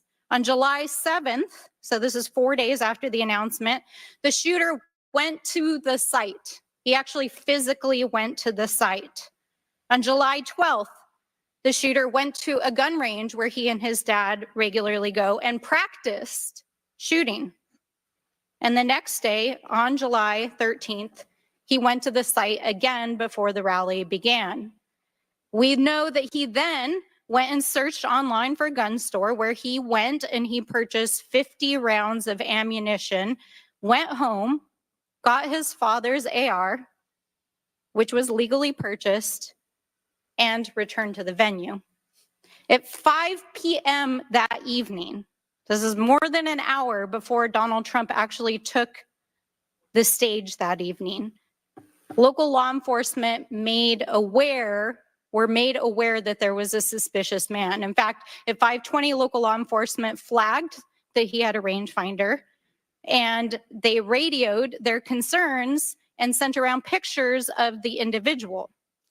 At 5:40, 20 minutes before local law enforcement actually identified the shooter, and at 5:51, Secret Service was notified of the suspicious person by the state police, and 1 minute later, they distributed that information. That was before Donald Trump even took the stage. That was 11 minutes before he took the stage. So the Secret Service was aware that there was a suspicious person. At 6:03, he took the stage.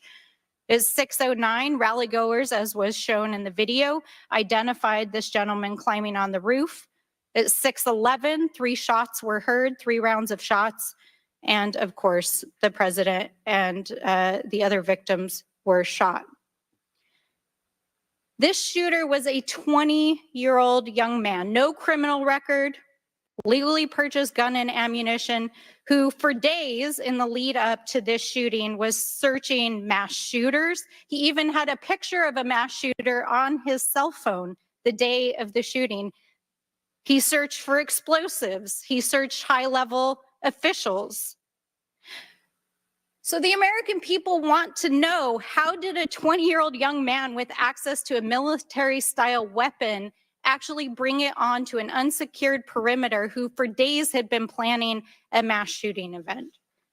And I think that, Madam Director, with all due respect, the answers that we've received here in this hearing today are completely unsatisfactory.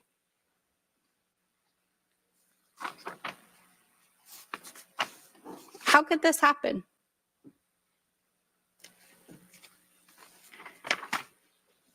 We need answers. We need answers not just for the family members of the gentleman who was killed and those who were injured, but we need answers for our democracy. Because as others have stated here today, we are in a highly politically charged environment right now. We are only weeks away from one of the most significant presidential elections in American history, and it is clear that our public officials' safety has not been secured. And it is not just a matter of one shooting, it is a matter of national security. So I hope that you will take our comments to heart. I hope that there will be accountability, and we need answers. And with that, I yield back. Chair now recognizes Mr. LaTurner from Kansas. Thank you, Mr. Chairman. Director Cheadle, I have a question just right off the bat. Something that you've bragged about repeatedly is that you've increased protection for the 36 individuals that the Secret Service is also entrusted with. Is that correct? I think I stated that we currently have 36 protectees, and that we continue to make evaluations on where those levels of protection are provided. You've mentioned specific increases in protection that you've provided for some of those individuals, correct? Correct. Based on what? Well, some of it has been as a result of the tragic incident that occurred on the 13th. We went back and reassessed where we were at in providing protection and wanted to make sure that we were not, overlooking anything, considering this most recent incident. So the Secret Service needed to learn that allowing a rooftop 150 yards away from a protectee, not putting that in a perimeter, not having someone guarding that roof, that information is new to you, and it's caused you to increase protection to other folks that are under your care? I think it is prudent, after any incident that occurs, to go back and take a look at your current practices and see if there is anything that needs to be done differently. It's inconsistent, because what you said earlier to Mr. Turner was that the protection that you were offering to President Trump was in line with the current threats, him being a former president, him being a nominee of a major political party, the threats from Iran, the protection that you're providing him was adequate. Do you stand by that statement? Yes. Okay. Do you think it's a problem that the Americans' trust in the federal government is an all-time low? Do you think that's a problem? I think that it's unfortunate. I don't know why you're quibbling with my word. Is it a problem or is it not? I think the American public deserves to have trust in their federal government. Okay. I don't know why you're being difficult. I'm just, it's a simple question. Are you concerned about the increasing prevalence of conspiracy theories going on out there right now? Yes. I am too. You've been incredibly inconsistent with your answers before this committee today and what you were willing to reveal. You've acknowledged that the shooter was identified with a rangefinder, that President Trump's detail was sufficient for the threats he faced from Iran, that certain details were erroneously reported, in your words, but you haven't been willing to provide any information about the decision to place the building in question outside the perimeter, the explosives placed in the shooter's vehicle, the use of a drone by the shooter, or when exactly the Secret Service identified the shooter as a threat rather than merely suspicious. What is your standard today for what you are willing to answer and what you are not? Because you've been inconsistent. I'm certain that you can understand that some of the information that's been provided to you thus far has come from the FBI's investigation and has come from information that we have released. I want to make sure that information that is being provided to this committee is consistent and is factual. But the question about the drone that the chairman asked at the beginning of the hearing, he said, do you know this information? And you acknowledge that, yes, you do know the information, you just don't want to tell us. I guess my question is that if you wanted to wait till the end of the investigation to draw conclusions, which you've acknowledged you're not, you're drawing conclusions right now and making changes. But if that was your standard, that you want to wait till the end of the investigation to draw conclusions, okay, at least you would be consistent in that. But what we're wanting to know today, and what would dispel some of the conspiracy theories out there, what would increase trust with the American people, is for you to let facts out, for you to tell us what you know. And I want to understand from you, why is that a problem? Why is it inconsistent with a quality investigation to release to the American people today at least the information that you know for sure? Because you certainly know for sure more information than you're willing to give us today. I have released that there was a failure and that there are gaps that we need to make sure that they don't happen again. That's not acceptable. That's not enough. That doesn't quell any conspiracy theories out there. In your 27 years of experience, would you have been concerned about an elevated location within 150 yards of a protectee that did not have a Secret Service presence? Just based on your experience. What I can tell you is that every site and every venue. No. I'm asking for your experience. Looking at this situation, would that have been of concern to you? Or would you have agreed that it's fine, it doesn't need to be covered? What I have explained today You're is not going to that answer. there was. Is it true that at 5:45 p.m., approximately 18 minutes before President Trump took the stage, the Beaver County Emergency Services Unit noticed the shooter on the roof and photographed him? Is that a fact or not? That is the information that I have from the FBI's report, yes. You haven't been willing to share whether or when this was communicated to the Secret Service, so I'd like to get into the difference between suspicious activity and threatening activity. Is it suspicious or threatening if an individual is seen around the perimeter with a rangefinder? Is that just suspicious? That could be termed as suspicious. If that same individual with the rangefinder is found on a rooftop, is that still just suspicious, or is that considered threatening? That could be termed still as suspicious. All right, my time is over. Mr. Chairman, I yield back. Thank you. Chair now recognizes Mr. Frost from Florida. Thank you so much, Mr. Chair. And obviously, I want to start by stressing that political violence is always unacceptable, and acknowledging that this is still an ongoing investigation. But oversight hearings like this are essential components of an investigation, and I want to thank the chair for pulling this together. Madam Director, I appreciate you for being here. The events of July 13th raised serious questions about the efficacy and thoroughness of the security protocols in place. The gravity of the fact that an unsophisticated gunman was able to secure his perch and take a shot at a former president despite multiple layers of security and intelligence are not lost on me. Before I came to Congress, I used to work advance for a major political candidate and have interacted with many different law enforcement agencies on large political events like the one that just happened. How many times was the Secret Service alerted about a suspicious person at the July 13th campaign event prior to the first shot being shot? I don't have an exact number to share with you today, but from what I've been able to discern, somewhere between 2 and 5 times there was some sort of communication about a suspicious individual. To the Secret Service specifically. According to reports, the shooter was photographed twice by security officers prior to the shooting. A police officer saw the shooter on the ground and reported him with a photograph as a suspicious person. Multiple local law enforcement officers identified the shooter, radioed that he was acting suspiciously near the event's magnetometers. A local law enforcement tactical team saw the shooter on a roof and notified other security services and also photographed him. One police officer who photographed the shooter saw him scoping out the roof and carrying a rangefinder. My question is, and you've answered this, but why, or you haven't answered this, why wasn't the event paused right then? Again, I'm not clear on the timeline of when the Secret Service shift and the counter sniper were notified. But earlier, Madam Director, earlier you said that the Secret Service would have paused the rally if they identified a threat. Correct. So why wasn't it paused? Because I have to assume that they did not know that there was a threat when they brought the president out on the stage. I feel like this is a breakdown in communication between local law enforcement, you all, and other actors at the rally. And again, as someone who's worked on these, I understand that there's multiple people with multiple decision, with the ability to make different decisions on the ground. I've taken over the last week, I've spoken with a lot of folks in local law enforcement in my district and across the country that I've worked with before, and other people have brought up concerns around being able to communicate with with Secret Service during these big events and having their flags taken seriously. I do believe that if Secret Service believed that there was a legitimate threat, that they would have paused the rally. My concern is before that something was flagged and it wasn't taken as seriously as it should have been taken.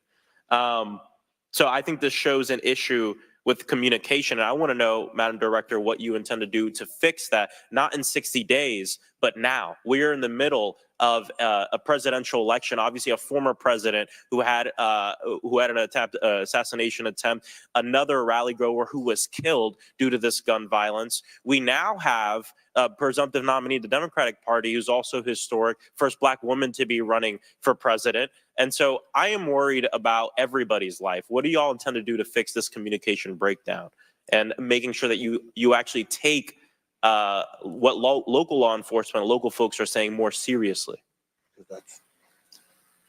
We take what local law enforcement relays to us seriously. Let me just be clear on that. As far as the communication. But not this time. We always trust our law enforcement partners and have a great relationship with them.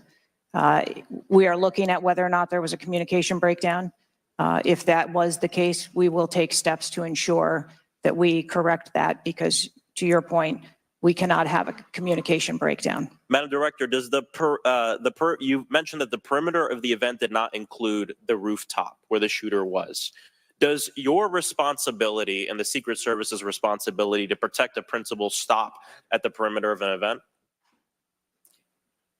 Our responsibility is to ensure the safety and security of the event itself and the protectee who is attending that event and the personnel who are protecting. So you would say the fact that the rooftop was outside the perimeter is not an excuse for what happened, saying that it was outside the perimeter of the event? I am not offering that as an excuse. Okay, thank you. I yield back. Gentleman yields back. Chair now recognizes Mr. Fallon from Texas.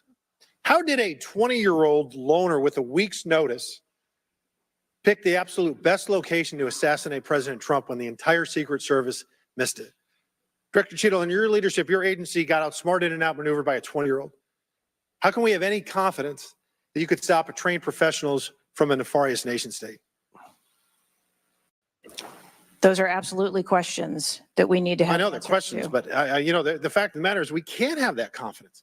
Director, do you have the ability personally, and do you have the authority to beef up security of any of your protectees? Yes, I do. Okay. So were you also aware there was a credible threat President Trump was facing? He was facing a heightened security threat to a foreign adversary? Yes. Okay. So given that there was an increased threat to President Trump's life, was he provided a full security complement akin to what a sitting U.S. president would receive?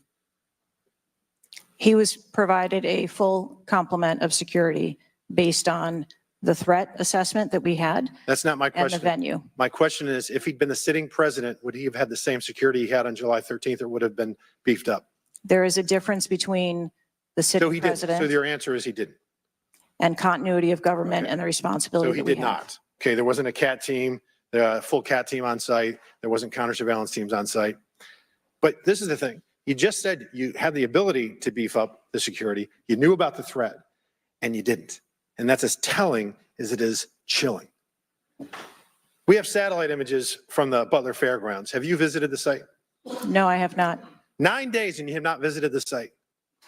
You should have been there that night. Did you talk to, that evening, did you talk to the team, the heroes that surrounded the president?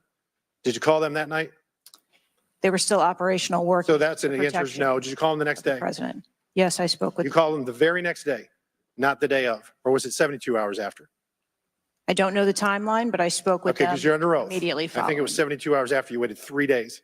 What is immediately clear is that there are a number of structures that need to be secured. Of these, Director, other than the first, immediate 4, what's the most dangerous site that should have been secured? Because security 101, you got to mitigate the high ground.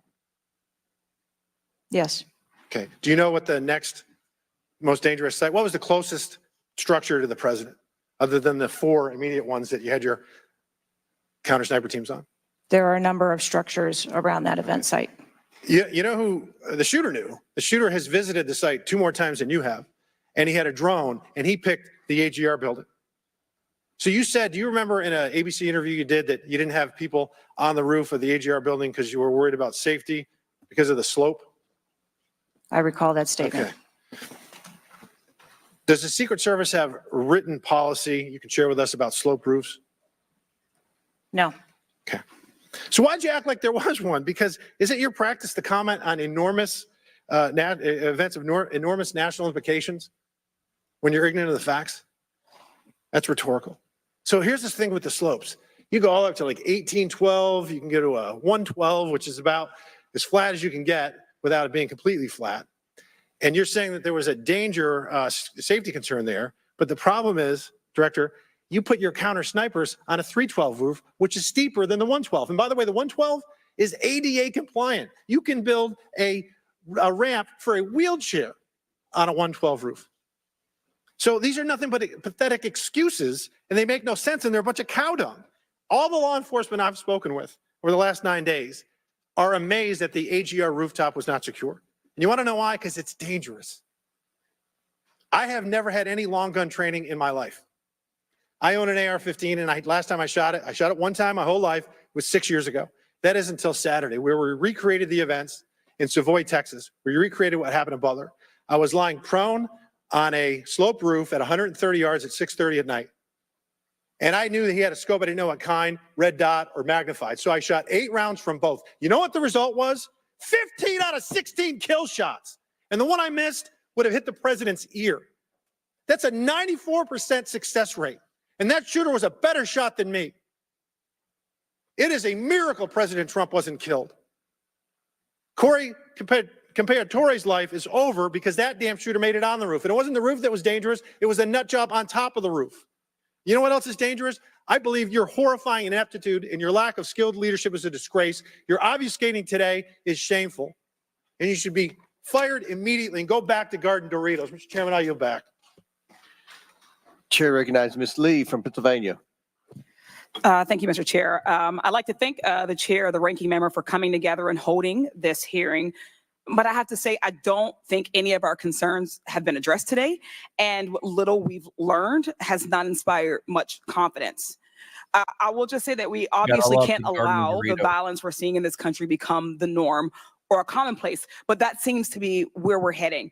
On this occasion, it was, very shockingly, a former president and current political candidate at a rally that we all assume is one of the most secure places we can be. But the violence we saw last Saturday is the same culture of violence that makes too many of our kids and our community members feel unsafe to play outside or to go to class or to simply live their lives each day. But again, this was a political rally and it is supposed to be one of the most secure places. So we do have very specific questions about that. Director Cheeto, I'd like to start by following up on some of my colleagues' questions.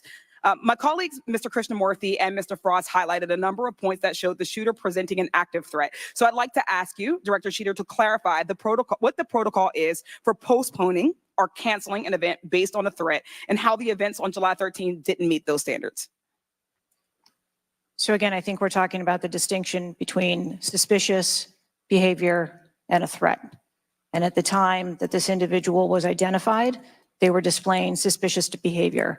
I'm still waiting for interviews from the FBI to determine what it was that identified that individual as suspicious and what those behaviors were. To that question, does suspicious behavior vary between different events? For instance, if we have an event with a president, would there not be a heightened standard for suspicious behavior? I think that there are a number of ways that someone could be identified as suspicious, and it doesn't matter whether it's at a rally or an indoor event or who the protectee is. I think it's up to law enforcement or citizens to identify someone as suspicious. Okay, thank you. According to the Associated Press, at least 6 different agencies, including 2 sheriff's office, local police, state police, as well as fire and emergency rescue officials were involved in securing the rally in Butler. When there are so many teams that are collaborating, who takes the lead and how is that determined? The Secret Service is responsible for the security of the site and the coordination. And that was the case on July 13th? Correct. Okay. Changing gears, in 2024's appropriations budget, the Secret Service was given a little over $3 billion, which was about $78 million above what was requested. For 2025's budget, you've requested yet another increase. How much of these funds goes towards training and improving protection procedures? I would have to get back to you on the training aspect of it, but about 30% of our budget is for protection and facilities and training. But clearly the problem can't be a lack of funding. So what exactly do you see as the core problem that led to this failure, that led to your agency being outgunned by a 20-year-old using his father's gun and acting on his own without a particularly sophisticated plan or technology? I think that we are waiting to determine exactly what those failures or failure was so that we can make sure that the Secret Service is stronger after this. So we've heard a lot today that you can't answer because it's an ongoing investigation, that you're still figuring out the details and that you won't answer basic questions. You've said 60 days for the investigation, but I simply don't think that's acceptable. Do you really plan to keep avoiding questions and the American people's questions, ours and the American people's questions, for the next 60 days? I'm not avoiding questions. I want to make sure that I am providing factual and accurate information. Certainly, but is there no in between, right, between what is obviously a fact and what you can surmise from the details that you already have? I assure you, when I have a full and complete report of what took place on that day, I will certainly come back and make that available. Certainly. Studies indicate that the United States is experiencing increasing levels of political violence and tension. Does the Secret Service see increasing political violence as a threat to its work? And if so, how is the Secret Service adapting its strategies and protocols to account for increasing political violence?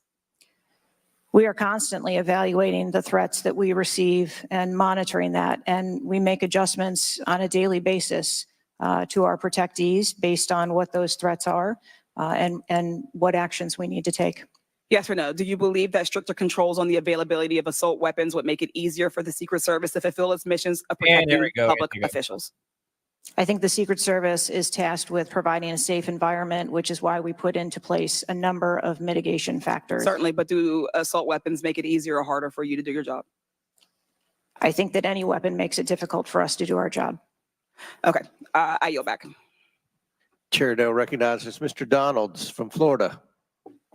Thank you, Chairman. Director, real quick, at what time was Secret Service aware of the active threat against President Trump? Director, what time? So the Secret Service was aware that there was an individual who had been identified as suspicious, and that individual was attempting to be tracked down. At what time? I don't have a specific timeline other than to tell Director, you, it's been 9 days. I At understand what that. time? I want to make sure that I give you factual information, sir. Director, have you talked to the agents on the ground that day? Yes, I have. You've talked to all of them. Mhm. Your senior team has talked to every agent that was on the ground that day. Yes, we have. Have they all corroborated the same time they identified the shooter or they were made aware of the shooter, either by attendees in the crowd or local police department?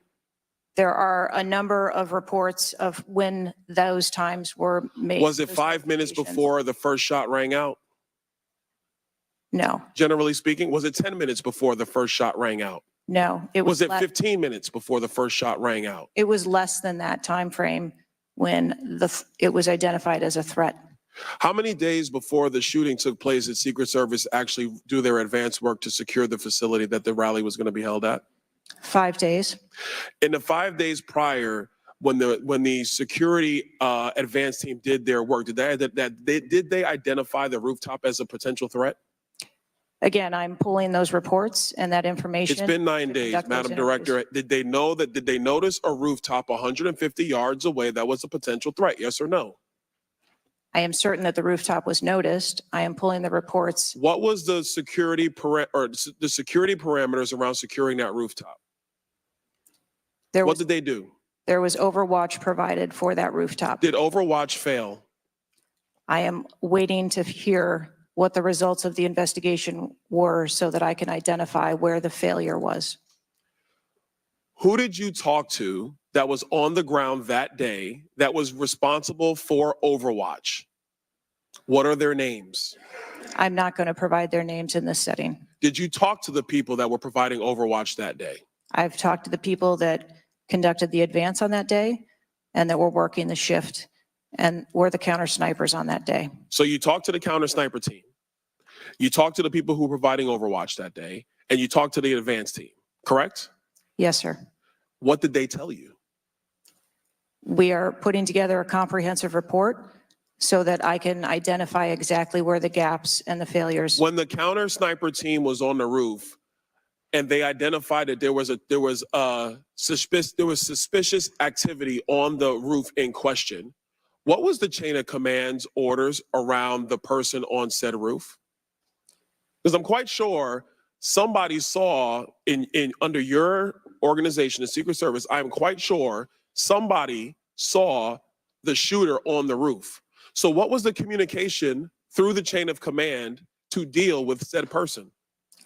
What I can tell you is that when the individual was identified by the counter sniper, they took one shot and neutralized that individual. But that was after the shooter already took a shot. Is that correct? That is correct. So what you're saying now is that the Secret Service did not see the shooter on the roof until after the shooter took a shot? I do not have all of those details at this time. If you don't have those details after 9 days, Director, then what you're telling me is that you guys didn't see it. Is that correct? I am telling you, I don't have all the details of the sequence at this time. Director, it's been 9 days. Either you have the information or you do not. Is that correct? We are still in the process of conducting interviews and an investigation. Some of my colleagues have texted me over the last couple days, bipartisan, about whether you should lose your job. And I've been quiet on that question because I wanted to see what you were going to do today. In my opinion, you do need to be fired immediately. And it is because this is gross incompetence. And the fact that it's been 9 days, and these are simple questions to answer. I'm quite sure if I asked any one of my kids if they got in trouble and I told them to give me the details, I would get more answers from them than I'm getting from you right now. And that's what's frustrating on a bipartisan basis, on a nonpartisan basis. This is a joke. And Director, you're in charge. And that's why you need to go. Mr. Chairman, I yield back. Chair now recognize Mr. Goldman from New York. Thank you, Mr. Chairman. Director, I want to follow up and just understand a little bit why There is so much information about this out in the public, including some from you and your communications team. And yet you're here pursuant to a subpoena under oath in front of Congress, and you're unable or unwilling to answer some of those same questions. Can you just explain why you are answering so many fewer questions here than you have to the media? Oath. I'm answering the questions that I'm able to answer based on the fact that there are multiple ongoing investigations. But you have answered some of these questions previously, correct? To the public, to the media. Which questions? Well, did you have an interview with ABC News? Yes, I did. Okay. And did you explain the interaction between local law enforcement and the Secret Service, and that local law enforcement was responsible for securing the perimeter of the building where the shooter was? I said that the Secret Service is responsible for designing and implementing and executing the security. Well, she went from running Pepsi to running the United States Secret Service, and she had been an agent previously for more than 2 decades with that service. But today, she sounds like she doesn't know very much. That is the director of the Secret Service, Kimberly Cheadle, whom senators tried to track down and went after at the RNC convention because she showed up unannounced there. She said it was about thanking her partners and the benefactors of and supporters of the USSS. Well, then they subpoenaed her to make sure she'd show up in the House, and she did with a couple of familiar lines. She doesn't know much, and she'll get back to you. This is Outnumbered. I'm Harris Faulkner. I immediately want to go to something that will interest you, because this woman who's in charge of are complete, that we will be able to share that information. And how about before that? If I have factual information that I can share before that, I absolutely will. I'm guessing you have factual information as to when the suspicious photograph of the suspicious person was relayed to the Secret Service. There's a timestamp on that text message or whatever it was, correct? Sir, I'm sure you can understand that when you're dealing with text messages, emails, and other communications, the timelines don't always match up. Not really if they're time-stamped, but let me move on. Because you have acknowledged that this was a major security failure. Is that right? Yes. Do you acknowledge that it was a major security failure not to secure the rooftop of the building that the shooter shot from? I believe at this time that the rooftop was provided Overwatch. I acknowledge that we are unaware at this time how the individual was able to access the roof. Overwatch meaning from other counter sniper, other higher points? Correct. And so was it a failure then that when that shooter was on the rooftop, that Overwatch did not identify him before he fired his shots? I don't have the timeline of how the individual accessed the roof, where they accessed the roof, or how long they were on the roof.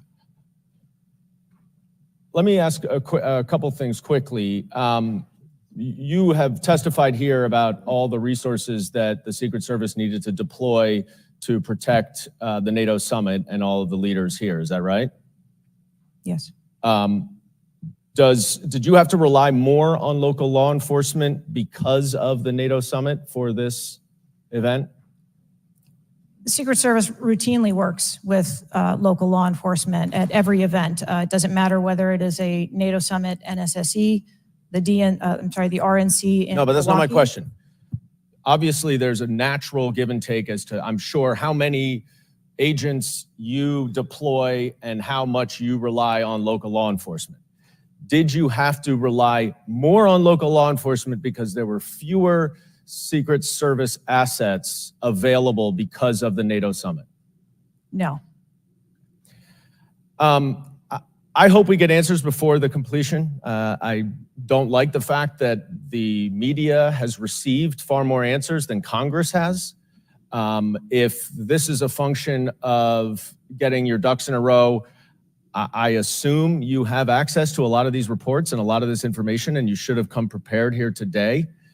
And I would just want to flag, Mr. Chairman, before I yield back, that I want to just point out one thing that my colleague from Texas was talking about when he said he recreated the shooting twice with an AR-15, and he had a 94% success rate, 15 out of 16 shots. I don't know why that doesn't convince him that we should get rid of AR-15s, but clearly we need to do something about the prevalence of AR-15s and weapons of war on our streets. And I yield back.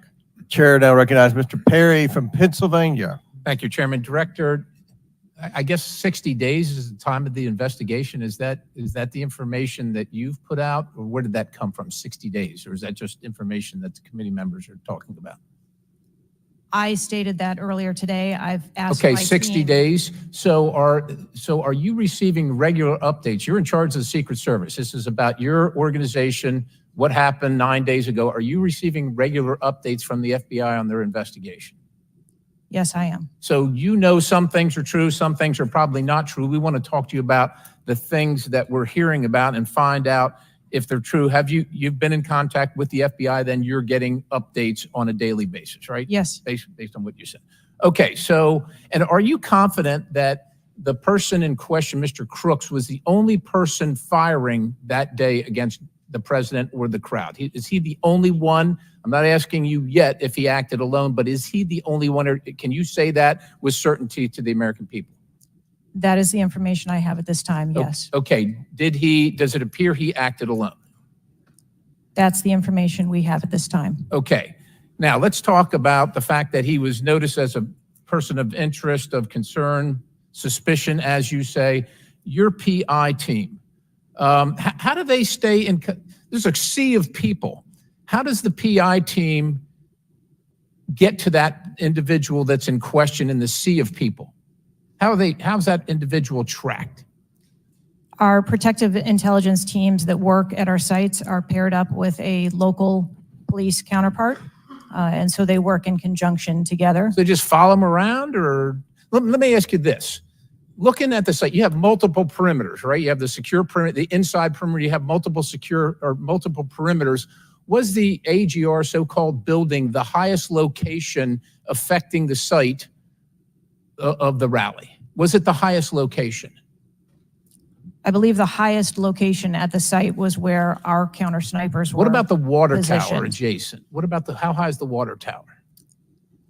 I don't have the height on the water tower. Okay, seems like water towers are pretty high, at least in the photo. It looks like there might be actually be a building right behind the AGR building that is even higher than the building that Crooks fired from.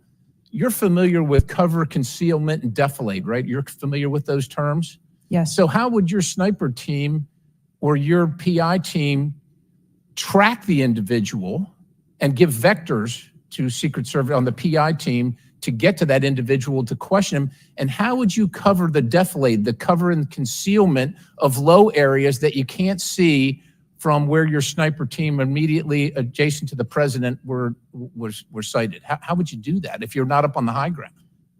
So when our counter sniper teams go out and conduct an advance, they have a methodology and provide a grid system that our response teams are able to vector in if they see something that is troubling. So when Mr. Jordan asked about the assets that were requested, let me just ask you about assets requested. Were aerial assets requested for this event from either the Secret Service or state police or anybody else, drone, manned, otherwise? Aerial assets, were they requested? I can't speak to what the local Just asking police if they were may requested. have conversations with the local police, but I can tell you that the assets that were requested from the Secret Service for the site that day were all granted. But were aerial assets required? I didn't ask if you used them or what you used. Were they requested? Overwatch was requested and Aerial, that was provided. is that aerial? Because Overwatch could mean on the water tower or not on the water tower. Can you be specific, ma'am? I'm running out of daylight here. I understand. If you're asking me about specifics, whether or not there was... Is it not clear what I'm asking you? Were aerial assets requested by by the president, by Secret Service, by anybody? Were they requested? The Secret Service, we felt that we had a good plan in place. Okay, fair enough. How about K-9 assets with bomb sniffing or explosive sniffing capabilities? Requested. Didn't say they were present. Were they requested? Those requests were fulfilled. They were requested and fulfilled. Mm-hmm. So was the Crooks vehicle inside any of your perimeters? No, it was not. It was not. How did you? So it was not within the. It was not. So what was there a device located on Mr. Crook's body to detonate the vehicle? That is the information that I have. So what would be the point of detonating the vehicle if it was not inside the perimeter? I have no idea what Mr. Crook's motivation was. Ma'am, the fact that you haven't, I'll close with this, Mr. Chairman, haven't even visited the site. I understand there are other things going on, but the culture of your organization, the culture that doesn't, do you know how tall the president is? How tall is the president? President Trump, how tall is he? I don't, he's over 6 feet tall. I don't know. Okay, so do you assign agents based on their ability to cover physically and carry, if necessary, the president of the United States when you assign them to this mission? Is that a parameter that is considered? I assign agents to work our protectees that are capable and have been trained by the Secret Service. I understand they're trained, but if you're not tall enough, it has nothing to do with, we're not mad at you, but if somebody's 7 feet tall and you're 5 feet tall, there's going to be a delta there that is problematic in protecting the protectee. And I'm asking, is that a consideration when these agents, not saying you, but when they're assigned to the protectee?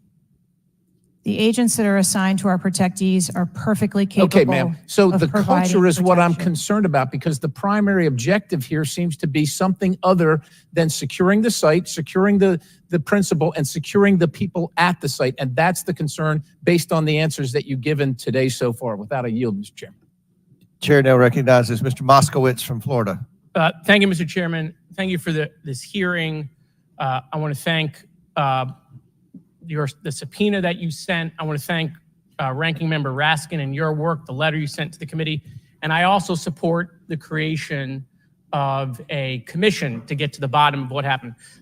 Director, I just want to give you an honest assessment of how this is going for you today. Did you happen to catch the hearing many months ago in education where there were a bunch of university presidents and Elise Stefanik asked a very easy question and couldn't get an answer? Did you see that hearing? No, I don't think I did. Okay, well, let me tell you, it didn't go well. And the short end of that story was those university professors all resigned. They're gone. That's how this is going for you. This is where this is headed, okay? I don't know who prepared you for this.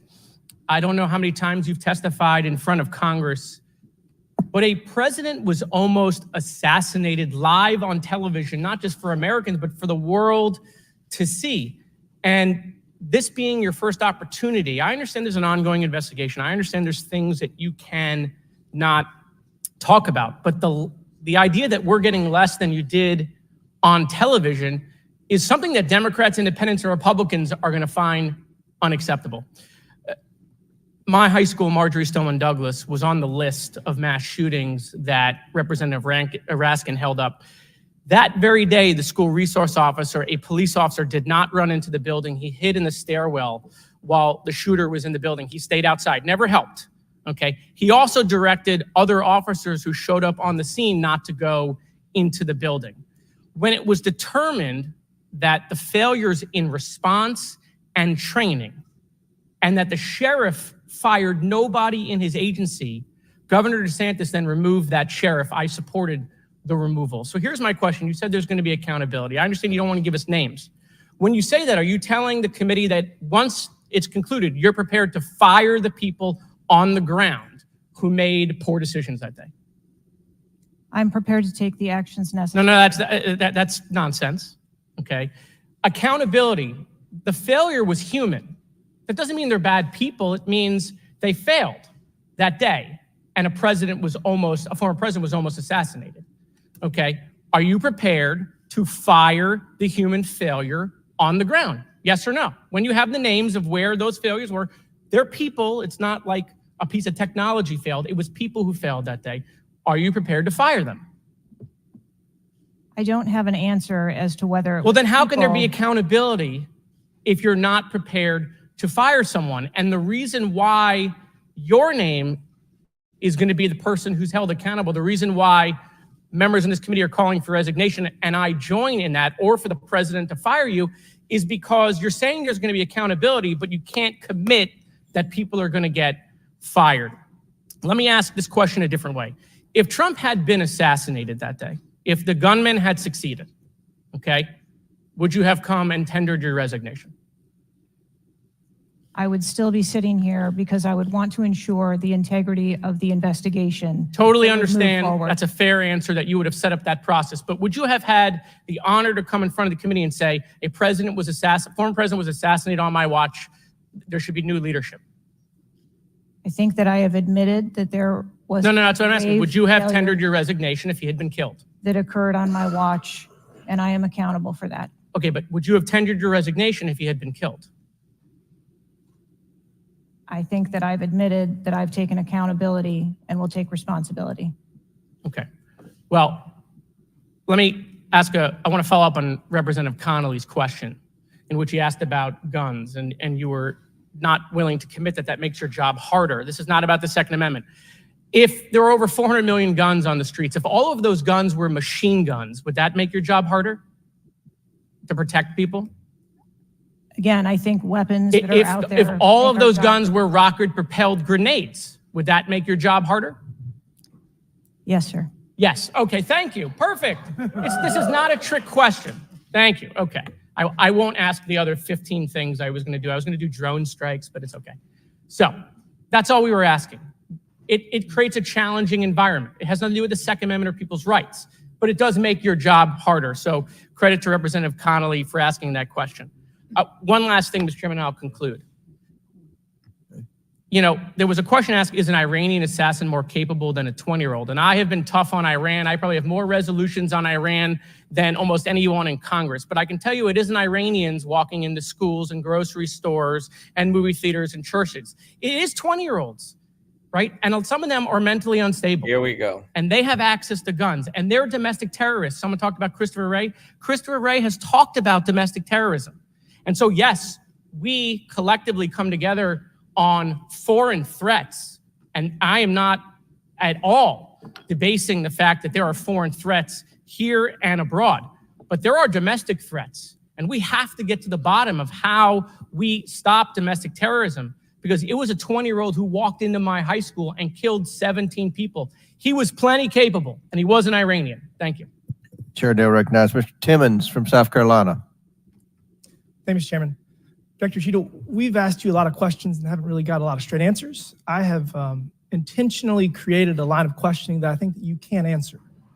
So the first question is, do you agree that the allocation of Secret Service resources should correspond with the risk profile of any given event? A higher degree of risk at one event should get more resources. Is that fair? That is fair. Okay. And when two events occur at the same time in the same geographic vicinity, that the risk profile of each event should be taken into account, and whichever event is greater risk should receive greater resources. That is correct. Okay, so I'm going to go over the Trump event. So this was publicly announced July 3rd, Butler, Pennsylvania. The venue is an outdoor fairground, open air, no existing security. The crowd size was expected to be tens of thousands. It ended up being over 20,000. There were general and specific threats from foreign adversaries. As the chairman of intelligence remarked, Iran has said they want revenge, as well as when President Trump was in office, he made a lot of people mad, terrorists to be included all over the world. And, you know, President Trump is the former president and the future president. So I would say that that is a fairly high risk event. Would you agree? Yes. Okay, let's conversely, the First Lady had an event at a casino in Pittsburgh, just a few dozen miles away. It was a dinner for the Italian Sons and Daughters of America. It was publicly announced on July 10th. What's interesting is that the casino is actually extremely secure. They already have magnetometers existing prior to this event even being announced. It was in a ballroom. and the size of the crowd, a mere 400. There were no specific threats. There may have been general threats, and the asset is the First Lady. Those seem like there's a huge disparity relative to risk. Would you agree? Yes. Okay, thank you. Multiple whistleblowers and various media outlets have reported that the Pittsburgh field office of the Secret Service allocated 12 additional post standers to the First Lady's event and 3 additional post standers to the Trump rally. Is that correct? There were no assets that were diverted from the First So no. Lady's This is a very visit. simple question. I'm not asking if anyone was diverted. Did the First Lady's event that was relatively secure, especially compared to Trump's rally, get 12 assets? And did the First Lady's event get 12 assets and Trump's get 3 from the Pittsburgh field office? That's a yes or no question. If you don't know, don't answer it. I mean, if you don't know, don't The answer number of it. personnel that were allocated to both of those events were comparable to the risk at both of those events. Wow. Really? So you think that the Pittsburgh casino, 400 person in a ballroom with ingress egress through probably a very well-guarded parking garage was 4 times more dangerous than a 20,000 person rally in an open field with the former president and future president? You think that that's 4 times more dangerous, the casino event? I didn't say that at all. Well, they got 4 times the resources from the Pittsburgh field office, who was likely in charge of the final walkthrough for both events. I mean, we've continually highlighted the failures of the Secret Service at the Trump rally. And, you know, you have the former and future president getting shot. You have multiple injuries, 1 fatality. And I would have to think that if we had 9 more post standards, 9 more individuals that have the training and the integration into the Secret Service defense of Trump at that rally, that I have a feeling that Crooks would have had somebody come say hello to him before he fired a bunch of shots. What do you think that's possibly true? There were significantly more assets and resources available at the former president's event than there were at the First Who made the decision to deploy 12 post standers to the casino where the First Lady was having a 400-person dinner, and only 3 people from the Pittsburgh field office to the 20,000 person plus Trump rally? Who made that decision? There were additional Secret Service resources available at the former President Trump's event. Who made the that day. decision to deploy 12 to the First Lady's event and 3 to the Trump event? The allocation of resources is decided based on the availability of personnel and their location and where they are, but there were sufficient resources What did you just that say? were given to Did you just say there were sufficient resources? President Trump event got that shot. day. Someone got killed. There were not sufficient resources, clearly. There was And it a gap. doesn't take 27 years of experience to know that. And whoever made that decision, it probably wasn't you, needs to be fired. And then you need to resign, because this is absolutely unacceptable. And you've lost the trust of the American people. With that, Mr. Chairman, I yield back. Gentleman yields back. Chair now recognizes Ms. Tlaib from Michigan. Thank you so much, Mr. Chair. Thank you, Director, for being here. You know, when we hear the headline, a 20-year-old young man with access to an assault weapon commits an act of mass violence. I mean, we've heard this before, over and over again. But the unfortunate thing is that my residents don't get a committee hearing. We have not had one committee hearing about the over 260 mass shootings that we've had, killing hundreds of people, injuring hundreds, changing their lives forever. And don't get me wrong, to many of my colleagues, I mean, I watched, and even the pool of blood, the screams, it was horrific. But it made me think about the images I saw after mass shootings at schools, grocery stores. I mean, I think of Buffalo, New York at a supermarket where a racist gunman killed 10 shoppers with an AR. In El Paso, AK-47 style assault rifle killed 22. In Florida, in Parkland, Florida, 17 students and teachers murdered, again with an AR. In Pittsburgh, at a place of faith, Tree of Life Synagogue, 11 murdered. And don't get me about Newton, Connecticut, which still breaks my heart. 26 murdered, including 20 elementary school children. This year in Michigan, we've had, Mr. Chair, 2 mass shootings. 21 shot in Detroit. One of the most horrific shootings we've seen. 2 killed at a splash pad in Rochester Hills, Michigan. 8 shot there. Again, an assault weapon used. But the difference here is the former president gets a hearing in his attempt to assassinate, but our residents don't get a hearing about mass shootings, about gun violence in our country. You know, Mr. Chair, I ask this wholeheartedly. You know, they don't have Secret Service to protect them. They don't. I don't have these mass agencies protecting our kids in the schools or the supermarket, movie theaters, or going to a block party in Detroit. I don't have that. We don't have that. But I can't believe we're just going to focus on that and not the fact that we're hearing yet again in the headlines, a 20-year-old young man having access to an assault weapon, a weapon of war. Many of my veterans say they have to be trained to use, but he can get it. Wasn't safely stored by the parent, grabbing that gun, and innocent lives were lost. Director, I know you got asked about this, and I think it's important, though, you know, for us to hear this. But how difficult is your job when there's such easy access to assault weapons in the streets? I think the job of a Secret Service agent and officer is incredibly difficult. I think the environment we deal with every day and the dynamics of the threat environment is incredibly difficult. These are brave men and women who put their lives on the line. And a day like we had on July 13th is a day that no one in my agency ever wants to have as their responsibility. It is an incredibly difficult job. Yeah, I immediately thought of the children in the audience. I mean, when you think about going to a rally with your family, again, their lives are forever changed.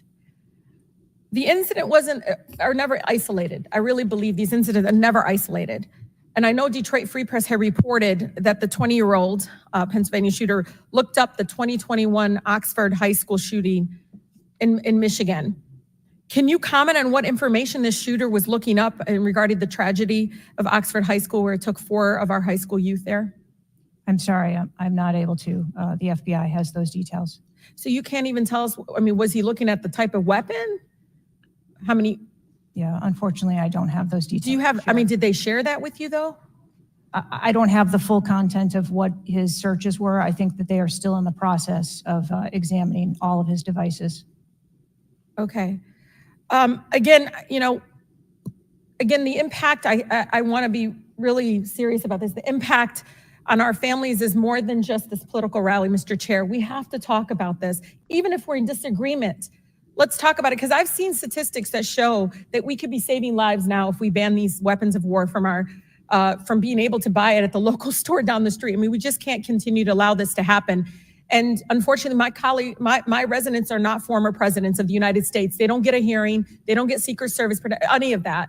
And even among those that are expressing that failed in the system, they just deserve better. They truly do. Thank you, and I yield. Chair now recognize Mr. Burchett from Tennessee.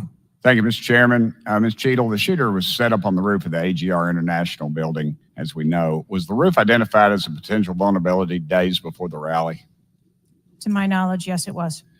Were agents or officers inside the building? If so, what floor were they on?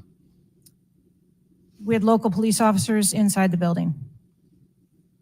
The roof looks like it's a tin roof. How did no one inside that building hear someone moving on top of a metal roof? I don't have the details of all of the interviews that have been conducted yet. When will you have those? I have been asking, and I want to have that information as soon as you do. Okay. As well. Why did Secret Service fail to block the line of sight from that roof? I think that the Secret Service put together a plan where they were counting that roof in as part of their overwatch, and that was the plan that they had put in place that day. If you weren't going to put a security personnel on the roof, why not at least use drone technology or aerial surveillance to monitor the rally? There are a number of times that we do use drone technology. I'm not speaking specifically to this event and what was utilized or not. There are times when drone technology is available and helpful at events, and there are times when it is not appropriate. Do y'all use Signal? Do you personally use Signal to communicate with any official from the White House? Signal on your phone? On occasion, I'm sure that there are people that use Signal, yes. Okay. Do you use it to speak with the White House? Use Signal? No, I do not. Okay. When was Thomas Crooks first identified as a person of interest? Let me help you at 5'10". He was spotted with a rangefinder at 5'1". And when did Secret Service notice him? Again, I don't have those specific timelines, but it was a relatively short period of time. Let me help you. 5:52. Ms. Cheadle, why was President Trump allowed on stage 10 minutes after the Secret Service spotted a suspicious individual? That seems to me to be the worst thing of all. All the breakdown and all this communication, all the BS you've been feeding us here today or not feeding us, that seems to be the question. So as I've stated before, there are a number of events where suspicious people may be identified. That doesn't necessarily. Ma'am, I submit to you, you got a guy who's going to be the next president of the United States. He's on stage. I've been to these events. We've all been to these events.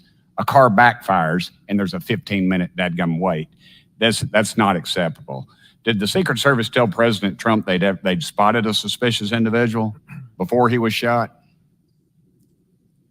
I am unclear as to what the communication was with the former president at that I'll time. take that as a no. Did y'all deny President Trump's request for more security? Yes or no? And when was the most recent request for additional security?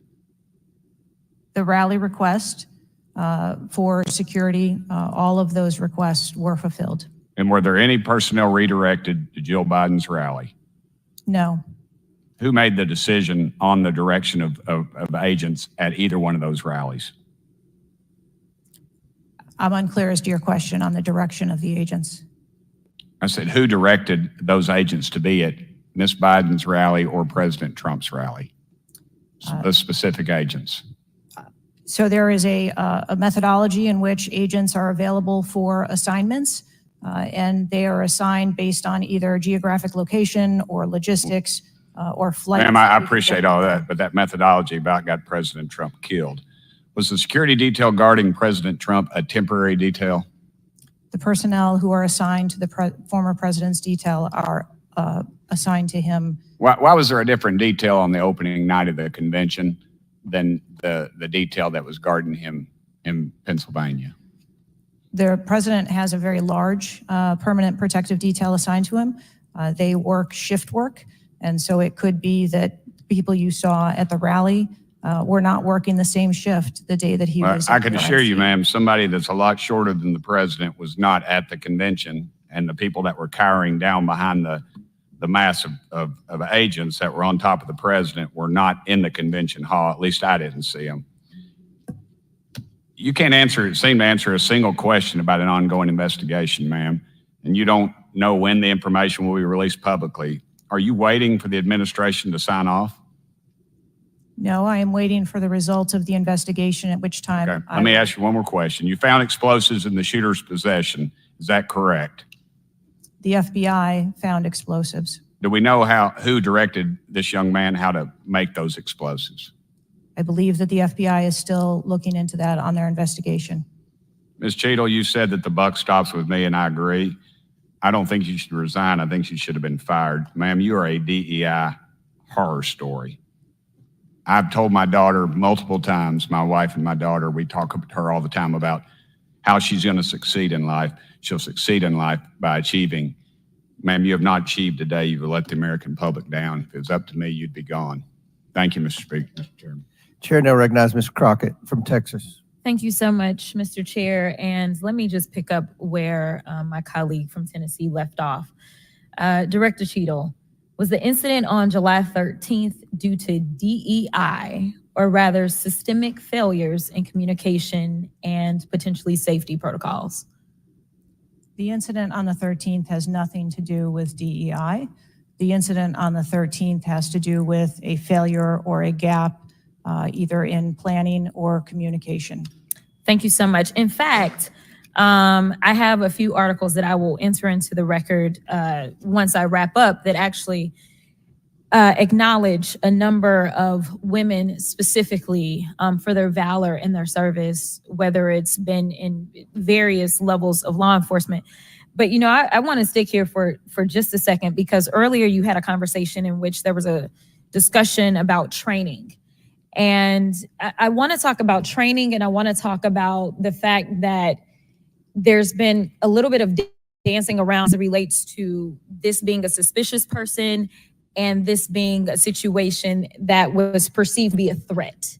And it seems as if there's a different analysis that takes place. One of my questions has to do with if you have any bias training that your officers undergo. And the reason that I ask that, because as a civil rights lawyer, I have learned so many times in having to deal with law enforcement that there usually is not a perception of a threat when it is a young white male, even if they are carrying a long gun. Yet a lot of times, at least in this country, when it comes to law enforcement, there is a perceived threat just by somebody having a little bit more melanin in their skin. So I'm curious to know, because a lot of times, one of the things that we have consistently pushed for on my side of things, and when I say my side, is once we are looking at a tragedy in which law enforcement made an error, is the bias training and whether or not our officers are getting it. So I'm curious to know, in some of the training that you talk about that is part of your budget, has bias training been part of that? Yes, it is. Okay, thank you. I know that today is a rough day, and on that day in Pennsylvania, it was a rough day. And the reality is that I understand it, and you may or may not know the answer to this question. In the space in which this event took place, it was an open carry space. Is that correct? That is correct. Okay. So I hail from the state of Texas, and interestingly enough, I was serving in the state house right after there was a mass shooting in El Paso. We had an opportunity to do right by our citizens in Texas, but we did not. Instead, they passed permitless carry. And what my colleagues kept trying to get you to answer, because we want to come up with solutions, we don't want to keep pointing the finger. And right now, you've got a bunch of fingers that are pointed at you. But our job is to solve problems for the American people. And to be perfectly honest, the numbers are clear. I had, I think, almost every major law enforcement agency come forward and say that they were against permitless carry because they said that their jobs would be made more difficult. Unfortunately, my colleagues on the other side of the aisle in the state of Texas decided that they would ignore those warnings, and they passed the law instead. And right after they passed that law, we ended up with Uvalde. And we heard the stories of those officers that were scared to go in and save those babies because of the firearm in which that, in that case, 18-year-old had in his hands. They also were given an opportunity to say, hey, raise the age and make it to where at least you have to be 21 before you can possess this type of weapon. And they chose not to. And we have the facts. It shows, and I'll enter this into the record as well if there is no objection, deaths from firearms keep climbing in Texas decades after lawmakers began weakening gun regulations. That is from the Texas Tribune. Without objection, so ordered. Thank you so much. The last thing that I'm just going to make a point of saying is that we all care about this issue because we know that there has been a spike in violence, political violence in this country. Are you aware of the fact that the numbers are higher right now? Yes. Okay. In addition to that, and I'm going to point a little blame at ourselves, because right now you got all the fingers pointed at you. But the reality is that we have a number of congressional members that are consistently engaging in violent rhetoric, and it needs to be toned down. The reality is that people are listening and they're paying attention. But unfortunately, another thing that is happening because we're not getting answers from you today is the conspiracy theories. They have already began. Have you heard of any of the conspiracies? Yes. Okay. The problem with these conspiracies is that when people believe that, say, the president of the United States ordered a hit, or they believe it was an inside job, or whatever conspiracies they believe because they don't have any facts in front of them, that potentially incites the next level of violence at the next event in retaliation for this. So we are only begging for your job as it relates to being the director, as well as the men and women that you are protecting as their director, that you keep them safe by making sure that the American people have the information that they need so that they can feel as if Secret Service is on the side of the American people. And ma'am, I don't doubt the Secret Service is on the side of the American people. But right now, so long as these conspiracy theories continue to fester, it is going to make your job that much harder. Thank you so much, and I yield. Chair now recognizes Ms. Marjorie Taylor Greene from Georgia. Thank you, Mr. Chairman. Ms. Cheadle, I'd like to remind you that you're under oath. The site team has a senior supervisor, an advanced team, a protective intelligence team, a counter sniper element, and detail. Who was the agent in charge? How long has she been the agent in charge? And what is her Secret Service background? So I'm not going to provide a name. Why not? You're here to answer our This questions. forum, I'm not going to provide names of. You stated in your testimony, you said, I am here today to answer your questions. That is correct. Answer the question. I'm not going to provide names of our personnel. to Why this not? committee Today. The American people are demanding these answers from you today, Ms. Cheadle. I will do the best to provide you accurate information based on the facts that I have at this time. You're not answering our questions. The advance element coordinates with other intel or law enforcement partners, identifies threats and weaknesses at the sites and movements. We'd like a copy of the advance report. Have you brought it here with you today? We will comply with the request for the documentation that has been requested. When will that be, Ms. Cheadle? Because you should have brought it today. I am certain that our personnel are working on obtaining all of that documentation. I don't believe you, and neither do the people watching this hearing. You're not doing well, as Mr. Moskowitz informed you.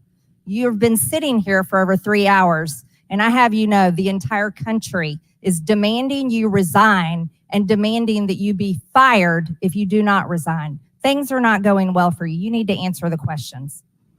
Was there a protective intelligence team, and what technical resources were utilized for that event, specifically drone or helicopter assets?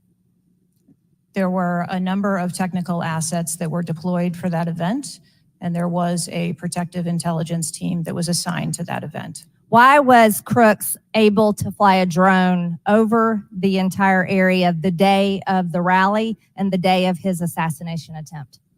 To my knowledge, he did not fly the drone over the entire area. How did he fly a drone over the area, period? Any part of the area?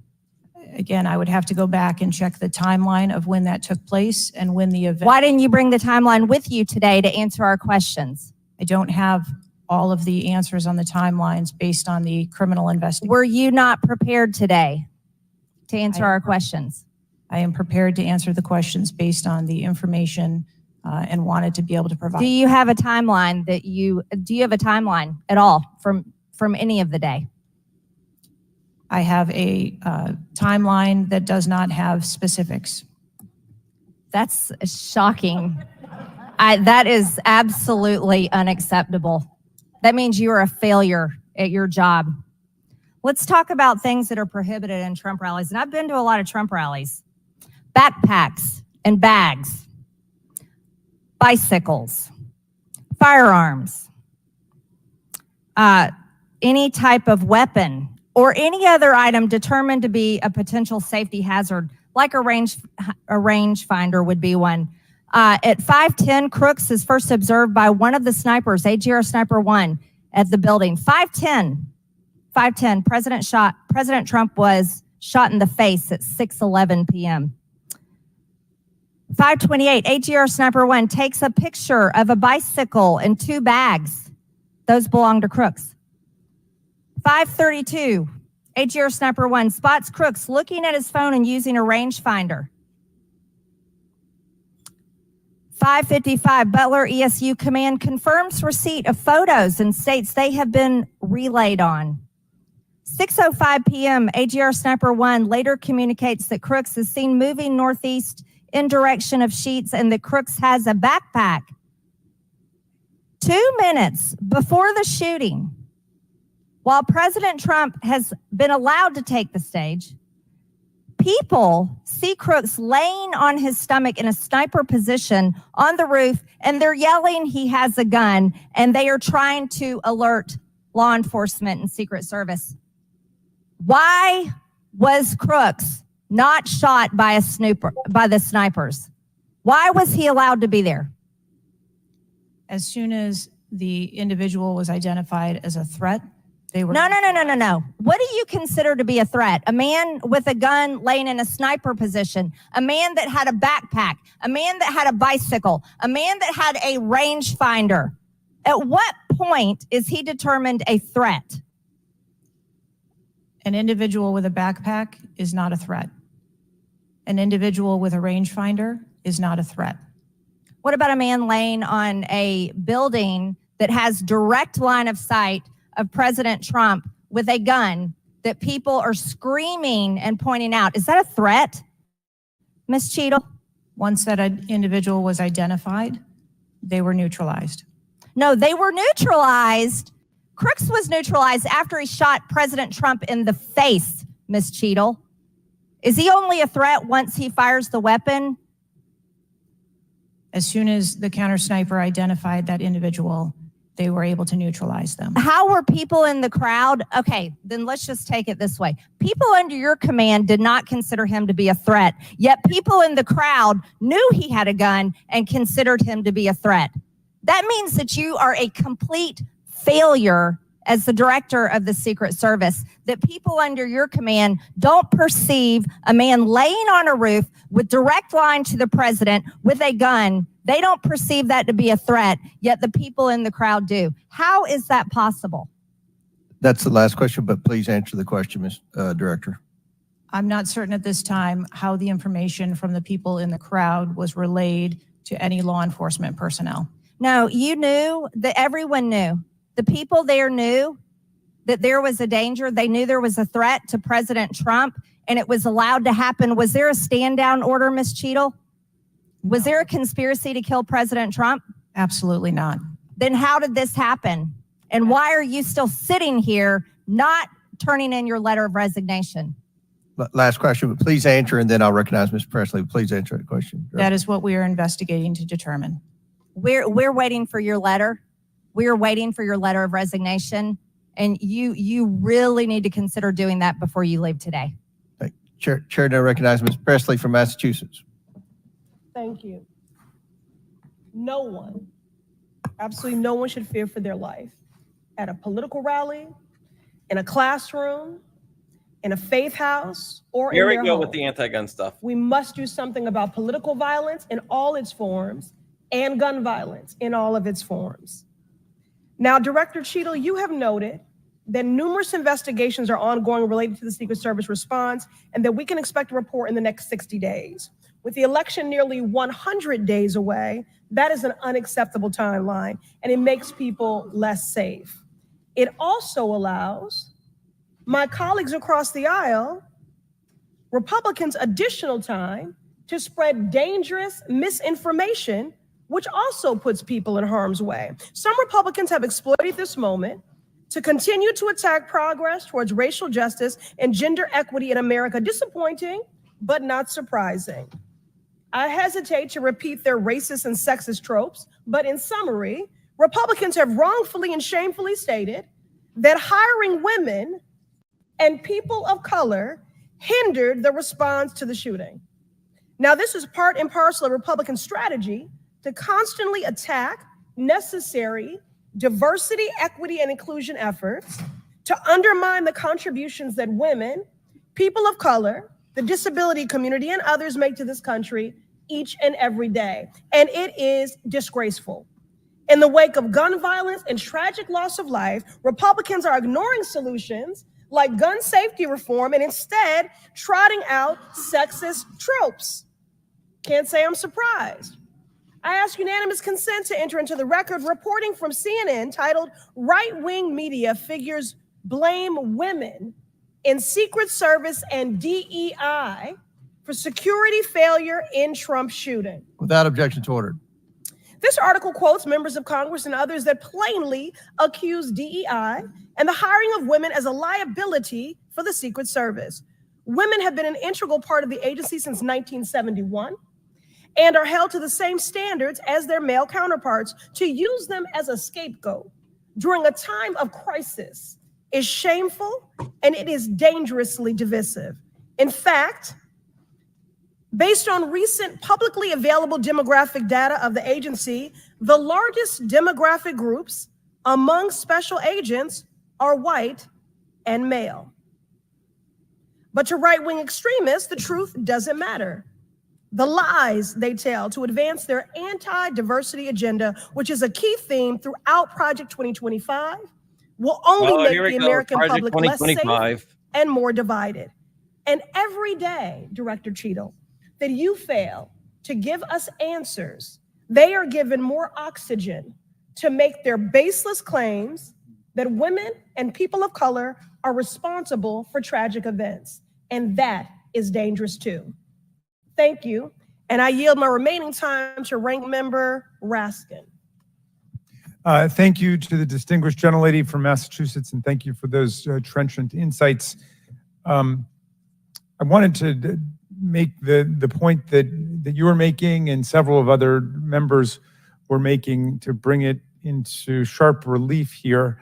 The very same day that Donald Trump narrowly escaped an assassination attempt, but an honored firefighter was gunned down and killed and other people were injured. There was another mass shooting that day, just several hours later in Birmingham, Alabama. 4 people killed and 10 wounded in a nightclub shooting.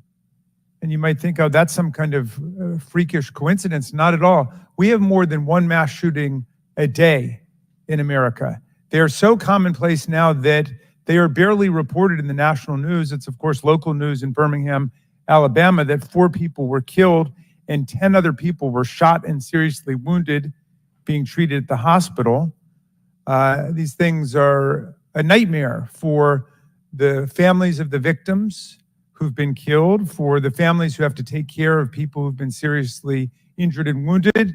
They are a major financial drain, publicly and privately, and yet we allow AR-15s to be purchased with abandon, promiscuously, all over the country. People can just go out and get an assault weapon. And the distinguished gentlelady from Michigan was right.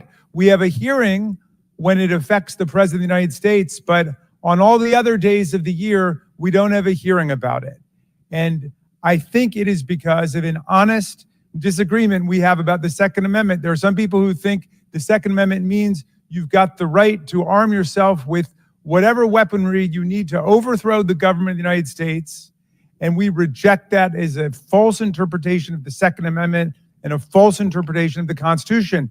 We can ban assault weapons. We did it back in 1994. It dramatically reduced these mass shootings. And when that ban was lifted, the mass shootings went up through the roof again, and we've shown it. And so just like we're demanding real answers and real action from the Secret Service, let us demand real action and real answers from ourselves about the nightmare of mass gun violence, which puts America into a category all its own when you compare us to the countries in the European Union or Canada or other similarly situated countries. There's nothing like what we're going through. So we've got to act on the Secret Service to protect ourselves against political violence, and we've got to act as a Congress to protect ourselves against AR-15 violence in America.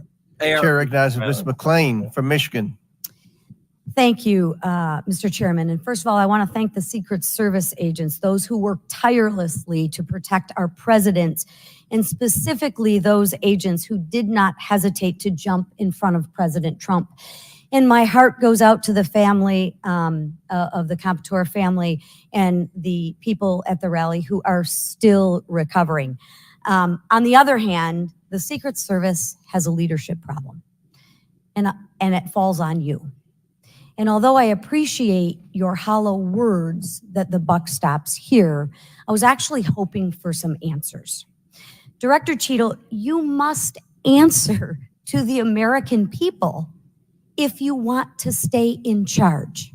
It's really, really simple. You want to keep your job, right? Absolutely. Okay. The best way to keep your job is to answer the questions, not play this shell game, not sing the Slim Shady song. Wasn't me. I mean, come on. How long did you prepare for this hearing? Shaggy. I been preparing for this hearing over the weekend and into last week. Okay, 5 days, 6 days? As soon as I was notified And how long was that? about this hearing, Okay, 4 days, I began preparing. 4 days, 3 days? I'm not sure the date that I got the letter asking me to be here. What are you sure of? Are you sure the color of your hair? Are you sure the color of your suit? I'm just like, tell the American people, what are you sure of? You don't even know when you started preparing for the hearing? I mean, the biggest hearing of your life, and you have no clue? You can't remember when you started preparing for this hearing? Can you understand why those words seem hollow to the American people who are supposed to entrust their faith in you? I assure you, the moment I received notification. But you can't remember. You got a little Alzheimer's, dementia going? I mean, what, you can't remember. Like Joe Biden. I have several active investigations going on and an operational agency to run. Okay. All right. But you want to take accountability, right? The buck stops with you, right? I am taking accountability. Super. Then let's start with trying to answer some questions. You keep referring to the FBI. When asked how many shell casings were on the roof, you referred to the FBI. When asked if there were explosive in the car, you referred to the FBI. When asked if Crooks was acting alone, you referred to the FBI. See a common theme here? I can go on and on. My question is, who at the FBI should I speak with? Wait for it. Wait for it. The FBI is responsible for the criminal Is there a name? I'm not certain. I'm not certain. Who at All the right, here we go. FBI I'm is not running the certain. I investigation. don't know. Let me ask a different question. Have you been in communication with the FBI? Yes, I have. With whom? I speak with the director and the deputy director. Okay.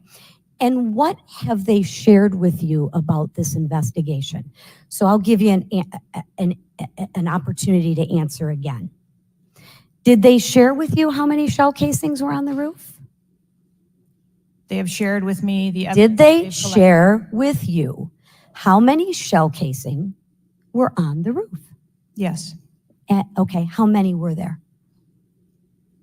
I would refer to the FBI for their How investigation many were there? and their information that they need to share in their investigation. So they've shared the information with you. You just don't want to share the information with us, correct? We have concurrent investigations that are going on. So they have shared this information with you. You know the answer to the question. You just refuse to answer the question from the member of Congress who has subpoenaed you to be here. Is there a different answer to that question? I was always willing to come here and testify before this oversight hearing. Beautiful. Then let's Wasn't a- do that. that was Let's necessary. for once have your actions match your words. So you've been in communication with the FBI. You know the answers and you refuse to tell us the answers. So I will ask you again. You know how many shell casings were on that roof. What is the answer to that question? I think it's pertinent. What to talk- is the answer to that question? I think it's pertinent to talk to you about the information that the Secret Service has and that the Secret Service knows related I'm to the asking events you on an that day. answer to the question. If you're supposed to be in charge, if the buck stops with you, how come you can't share the answers? What are you covering up? What are you hiding, my friend? I'm not covering anything up. Then why can't you answer a simple question? I would leave it to the criminal investigation to answer questions related to that. When you talk to the FBI and you ask them how many explosives, well, let me ask you, did you ask them how many explosives were on the roof? Did they answer that question? Or in the car, excuse me. Did they answer that question for you? Yes. Yes. So you know the answer to that question that my colleagues have asked you. But again, you refuse to give us the answers. You're playing this wasn't me. Well, I submit to you, if you can't, and it's not a can't, it's a won't. It's not a can't. It's not a I don't know. It's a I choose not to answer the question. Well, let me tell you, Ms. Cheadle, if you're going to lead, you need to lead. If you want to be in charge, then answer the question or step aside and have someone with the courage and the guts to answer to the American people the questions that they deserve answers to. And with that, I yield back. Chair now recognizes Ms. Boebert from Colorado. Thank you, Mr. Chairman. I'm going to continue down that vein.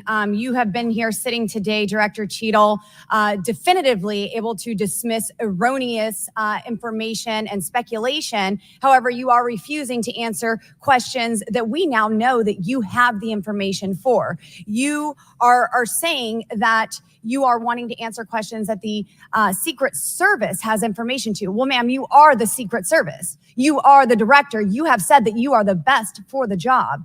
So I'm going to ask you some questions now knowing that you do have answers from the FBI, whom you have been passing the buck to this entire day. And I'll start with something that, maybe the FBI doesn't know because it has to do with you personally. You said you spoke with President Trump after the assassination attempt. And I want to know, did you apologize to him directly for nearly having President Trump killed? Yes, I did. I appreciate that. I appreciate that you recognize that this was your failure. Now, since the assassination attempt, you are under oath, reminding you, have you communicated with anyone at the White House on an encrypted messaging app like Signal? Yes or no? No, I have not. Are you willing to surrender your personal phone for analysis? If I am required to do so. Okay.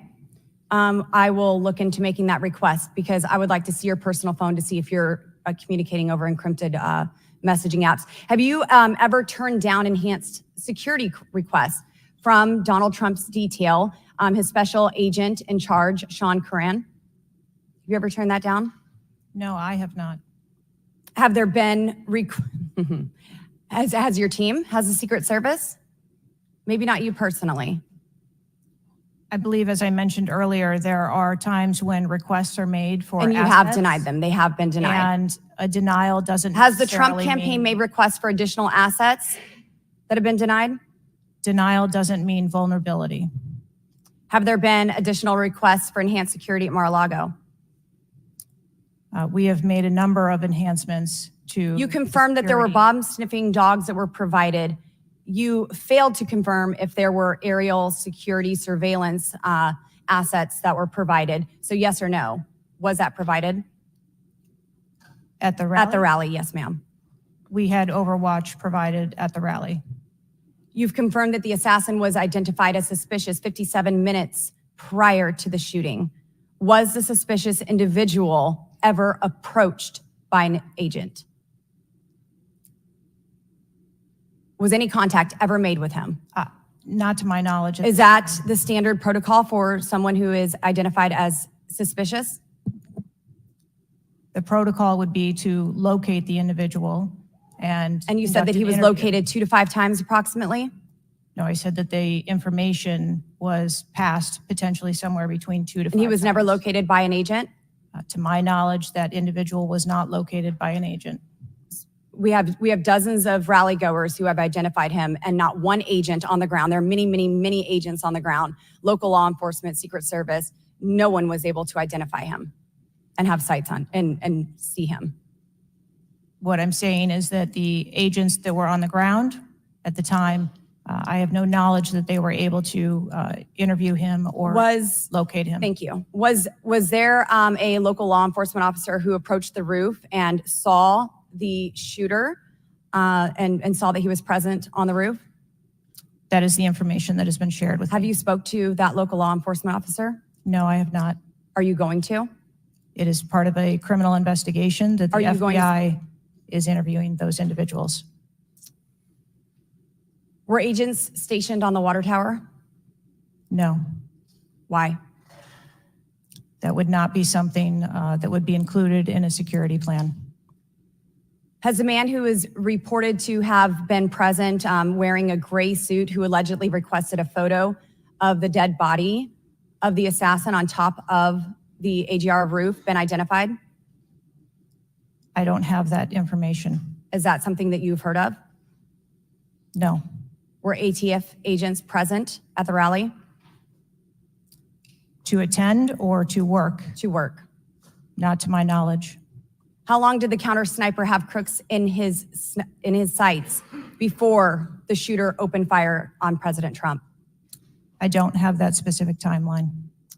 Will you be able to tell us if he communicated with other agents on what he was seeing through his sites? Once I have that information, absolutely. Because we need to know why he waited for multiple rounds to be fired at President Trump before the threat was neutralized. We need to know if he was given an order to hold fire.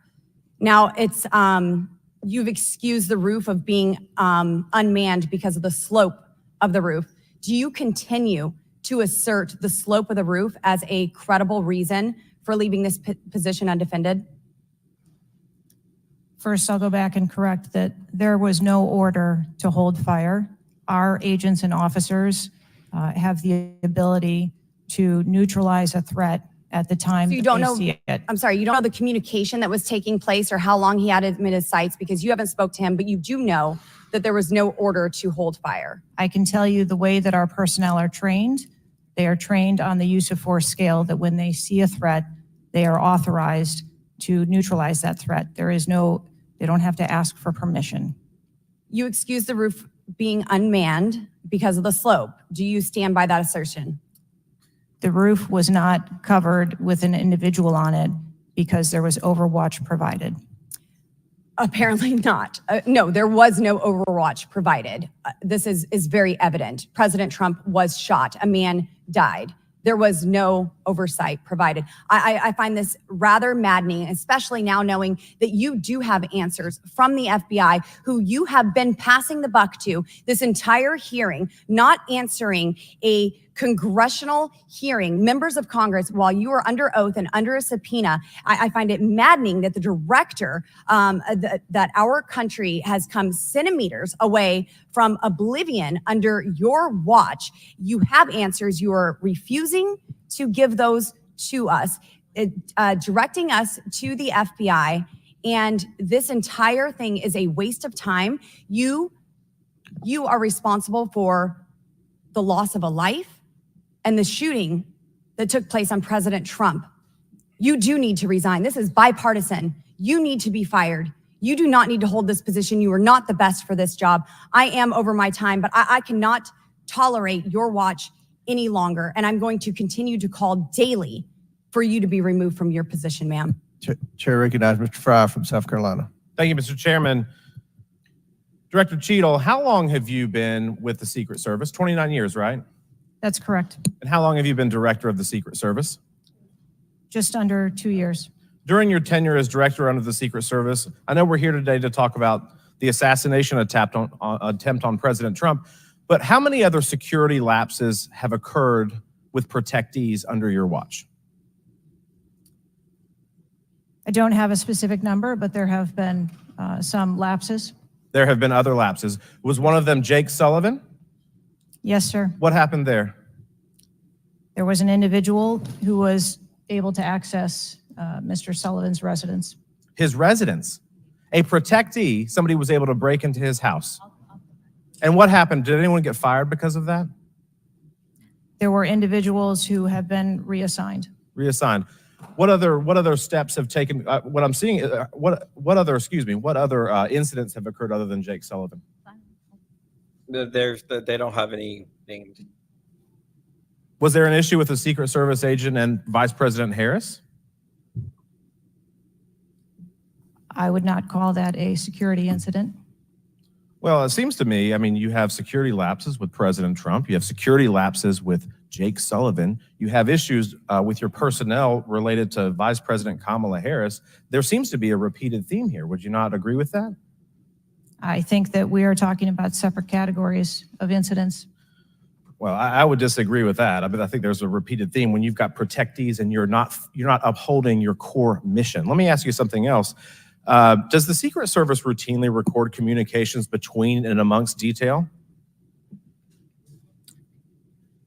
Radio communications? Any communication? Email communications are captured, as well as text messages. And then depending on the detail, radio communications are recorded. Does the Secret Service have recorded communications from the July 13th event? We do not have radio communications from that day. But you have text messages? We do have emails and text messages. Emails, okay, great. Yeah, that's Does the head of the Trump detail or someone else embedded in this detail have command decision-making authority, or do they need to seek authorization from someone outside that detail? The head of the detail has the decision-making authority for things that are necessary for that detail. Is that standard for protection details? Yes, it is. He just got Let me ask you something. Not too long ago. During campaign events, is it common for the Secret Service to utilize other agencies? Yes, it is. What other agencies would be providing assistance to the Secret Service? There are a number of other agencies that provide assistance to the Secret Service during campaigns. We utilize personnel from the Department of Homeland Security. We utilize personnel from the Department of Defense. And we utilize local law enforcement partners. Are you on the same radios? Do you provide the radios to all the assets that are taking part in protection of an event? We provide radios to the personnel from the Department of Homeland Security that are assisting us. But not local law enforcement? Local law enforcement is working on their own radios. Are you on the same frequency? We ensure that we have counterparts in the security room, and so the local law enforcement will place one of their personnel in the security room with our personnel so that we have interoperability communications. Let me ask you something just about the timeline, because I think this is really interesting that we can't nail that down. I mean, I think there are lay people out there with more knowledge about the timeline than you seem to come before a subpoena in front of Congress. Was Mr. Crooks observed at the AGR building prior to the shooting? He was observed on the grounds outside of our perimeter prior to the shooting. At approximately what time was that? You don't have to give me the specific minute, but at approximately what time was that? I believe it was about 45 minutes or so prior to. Did the sniper team take a photo of Mr. Crooks? The local team did, yes, So it was a local team and not a Secret Service sniper? that took the photo. Okay. And did he relay that photo to Central Command? Again, it's an active ongoing investigation, so I want to make sure that I'm factual with the route that photo took and who that was disseminated to and when. What time did when did Mr. Crooks' status go from a suspicion, a person that was under suspicion, to a threat? When did that happen? And maybe not even a specific time, Director Cheadle, maybe a certain event that happened that transformed him from a person of suspicion to a threat. When did that happen? To the best of my knowledge, based on what I've been told thus far, it's approximately 5 minutes to where individuals relayed that there was an incident being worked at the 3 o'clock of the president. So that was, president. but it was before the shots were fired? That is correct, but again, it was not phrased as a threat. It was just that something was being worked. Yeah, but my question is, when did he become, when did he transform from suspicion to threat? Because they're treated very differently. People can be suspicious, but they're not a threat until a certain point in time. So when did that happen? I believe that it was seconds before the gunfire started. Seconds. My gosh, we actually have a few questions that we got answered today. Listen, I'm going to wrap up here, Mr. Chairman, but here's the frustration that people have.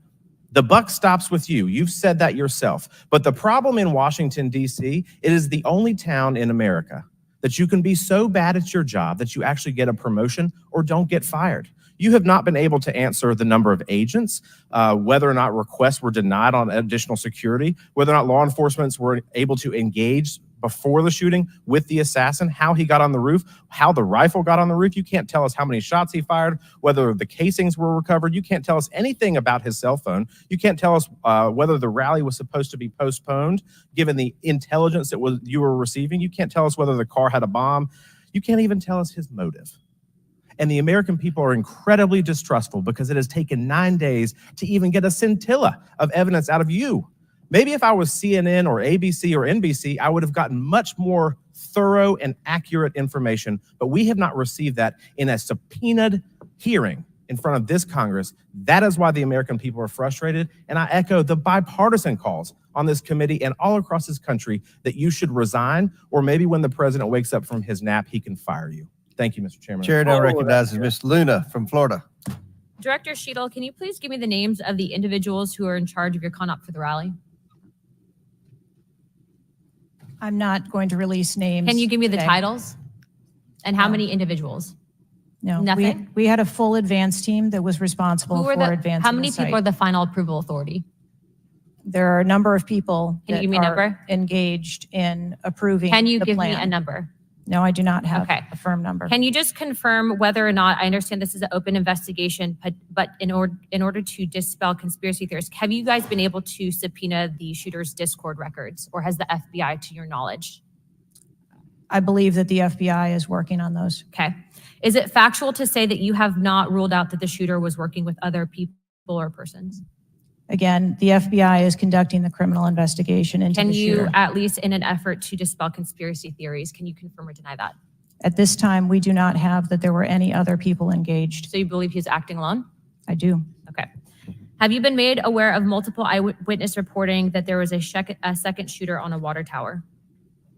I do not have any information related to any second shooter. Okay, the reason I asked that is because according to testimony from multiple witnesses, they did report that. And again, to my understanding, there were over 40 sniper teams that were briefed by the Butler ESU. And I want to make sure that people are aware, if you're saying that there's not another shooter, that we are able to clear that information, because from this whole entire briefing, it doesn't seem like much information has been able to get out to the American people. So I'm trying to dispel rumors, as I'm sure you understand. Was it true that Secret Service was present at the Butler ESU briefing? There was a briefing between the counter sniper teams that were working Secret on the Service ground. present?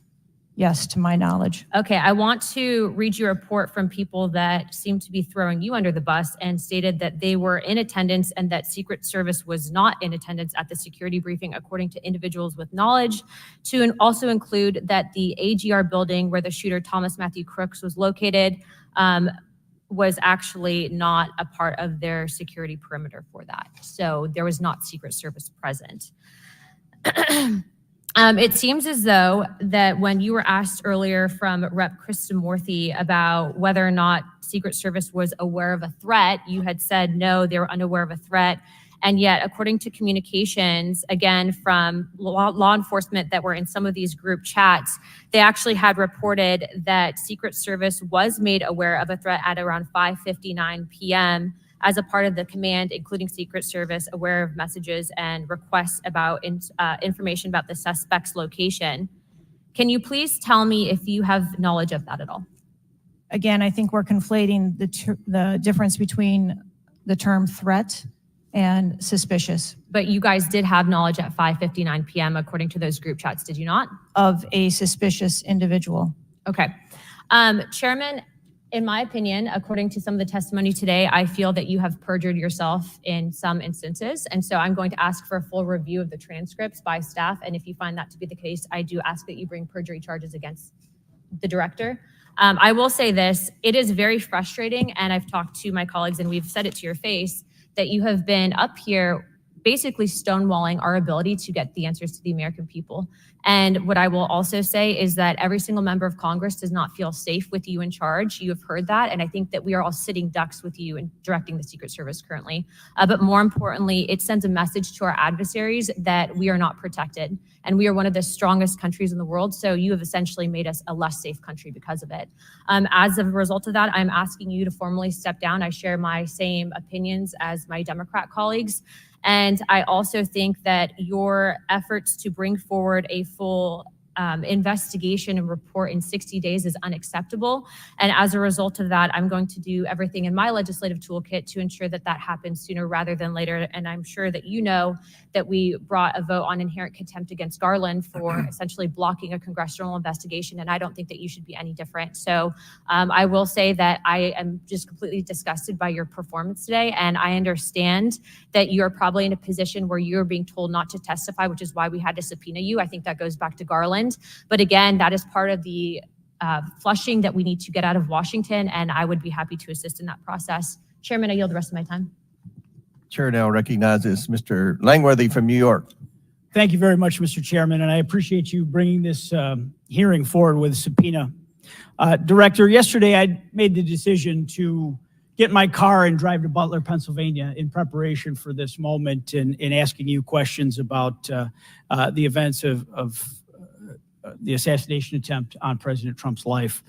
I've done several presidential events prior in my career, and I wanted to see this site with my own two eyes because I don't believe the video footage tells the whole story or looking at things on a diagram. And I was absolutely appalled when I went to the site, when I saw the fact that I could have stood on the roof of that building, the AGR building, and hit that podium with a 9-iron, and I'm a lousy golfer. And the fact that that was not included in the perimeter is a complete dereliction of the duty of the U.S. Secret Service. I mean, there are very few rooftops that needed to be secured, and the fact that Secret Service, as they were putting a site plan in place, did not think it was necessary to man those rooftops, you have completely walked away from your duties. You had one job, and that's to protect the future President of the United States or to protect all of the other Nick Langworthy, protectees. Republican out of New And York. President Trump is only here today by God's grace because he had just something in him that made him turn his head just slightly, or we would be in a national period of mourning right now.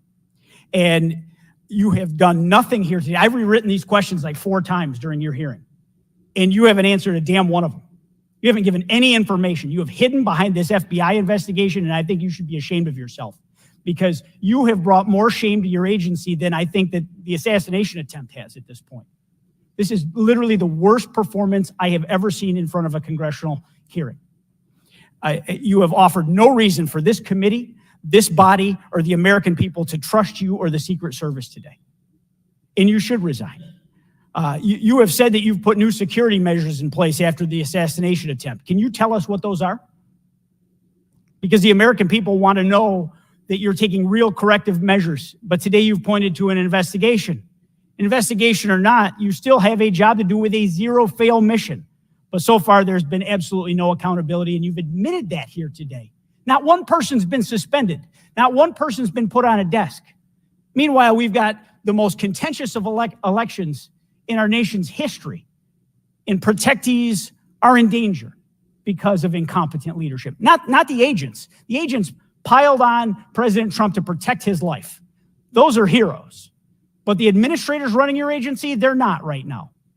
They're not doing their jobs, and you certainly aren't doing. The most appalling part of Saturday's events is the countless opportunities that Secret Service had to stop Crooks before he even got on the roof. At 3 o'clock, Crooks raised suspicion by entering the rally with a rangefinder. At 5:45, a cop with a Beaver County Emergency Services unit saw Crooks eyeballing the roof at the AGR International Building. And then at 5:55, Secret Service was warned of a suspicious person and identifies Crooks as a threat. This was all before shots were fired 15 minutes later. Director, yes or no, did local law enforcement alert the Secret Service about Crooks' presence at the rally? Yes, they did. The shooter came to attention of law enforcement almost an hour before President Trump went on stage. Law enforcement alerted the Secret Service of the shooter. Over and over, you've said there's a difference between a suspicious individual and a threatening individual. Can you explain what the shooter needed to exemplify to be called a threat? So I'm not clear as to what identified him as suspicious to the individuals who originally clarified him that way. For the Secret Service, for an individual to be determined to be a threat, that individual would have to be seen with a weapon or capable of doing some sort of harm to our protectees. I mean, Director, an individual walking into a rally with a rangefinder, scoping out an unprotected rooftop, and he reportedly flew a drone over hours before. It sounds like a lot more than suspicious, especially at a presidential rally. Your operational lapses, your resource management, and poor judgment nearly resulted in the assassination of President Trump. I mean, the dereliction of duty here is just appalling. The fact that you haven't visited Butler is just maddening to me. That you're not taking this job seriously. Many people here have called for your resignation. I've introduced a resolution here into this body that hopefully will get a vote this week calling on the president to fire you, ma'am. You have not done your job.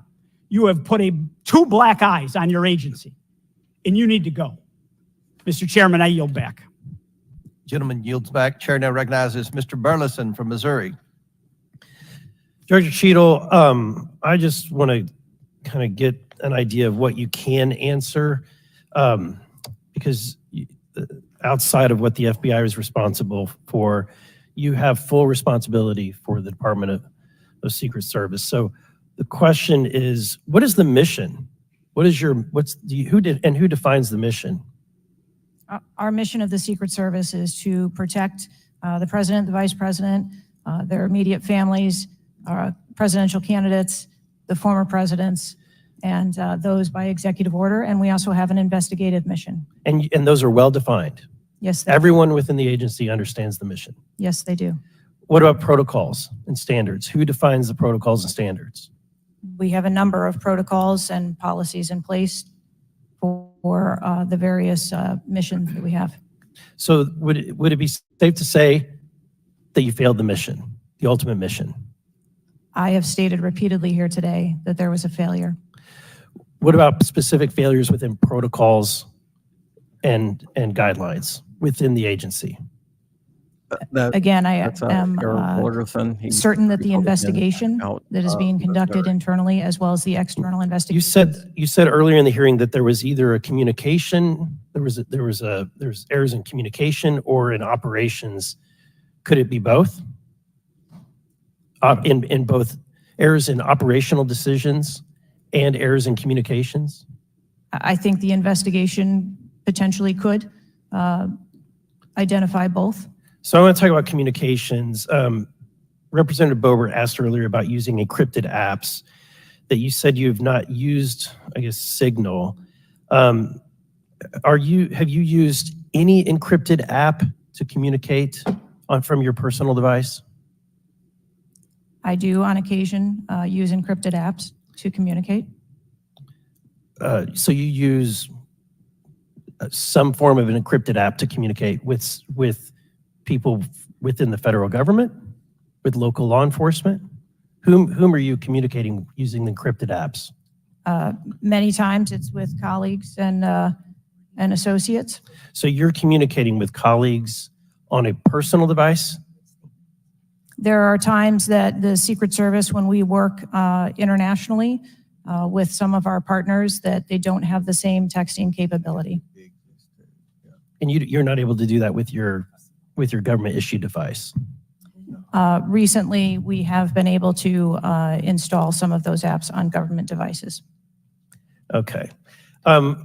Let's talk about some of the things that we can get access to. I'm actually shocked that you are using your personal device and encrypted communication tools. I think that might be the most shocking thing that I've heard today. I didn't expect for you to say that. We have requested, this committee has requested multiple documents. And this is not, under the purview of the FBI, this is under your purview. We requested a complete list of all law enforcement personnel, including Secret Service, Department of Homeland Security, local law enforcement with the roles in protecting the president. And we requested that to be, for us to receive that by July 18th. Did you provide that?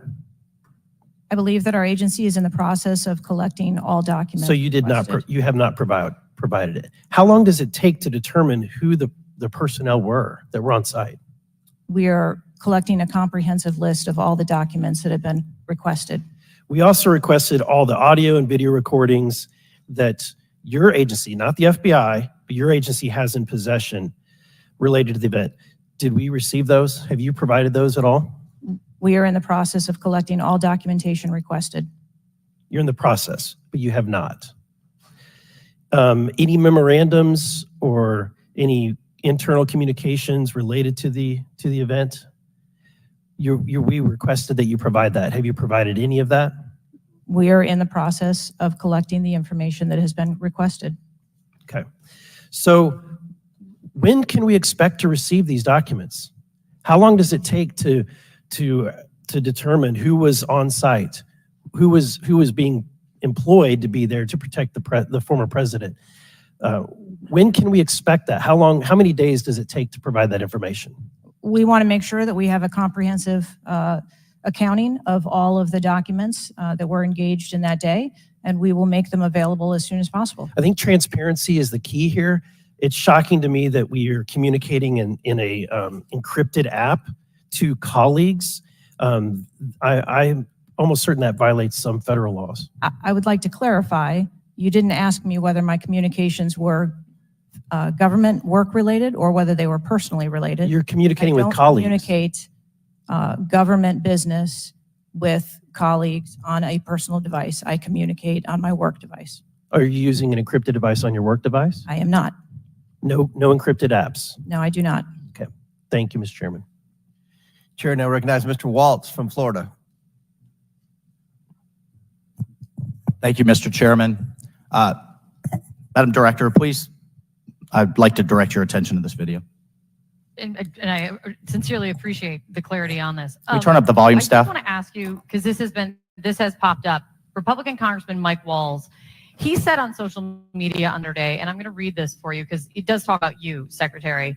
I have very reliable sources telling me that there have been repeated requests for stronger Secret Service protection for President Trump denied by Secretary Mayorkas.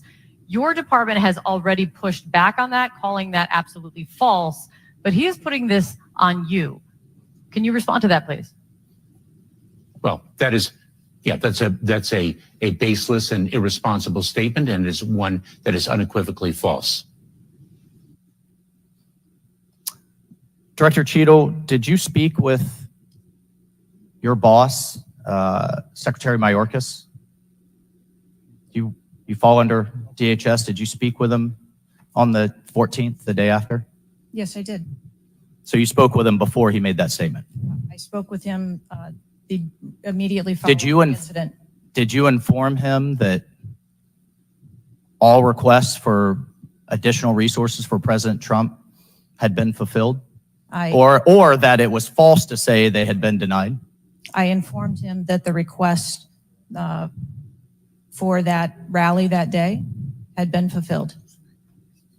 Okay, you continue to answer that very carefully, because I made a broader statement. The agents that came to me made a broader statement that is permanent protective detail for years now have been asking for more. Is that correct? I do not have specific incidents of those requests. Is it correct that they've been asking for more? I have heard the same reports that you have. Without having them in front of me, I am unable. Those requests are made in writing. I mean, the agents are telling me they make them in writing. This isn't a verbal agency. Things are made in writing. I understand what you're saying. I don't have those requests in front of me here. I'm not asking if you have them in front of you. Are you aware that they were made?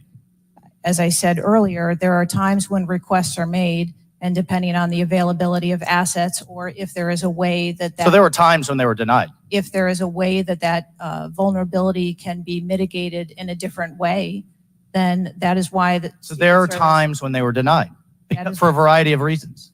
That is why the Secret Service has a multi-layered and multifaceted security plan so that we can pivot if So we need to. in the wake, in the immediate 48 hours of an assassination attempt on a former president, could be the next leader of the free world, almost had his head blown off, your boss says that's irresponsible and false to say things are denied. And you had talked to him.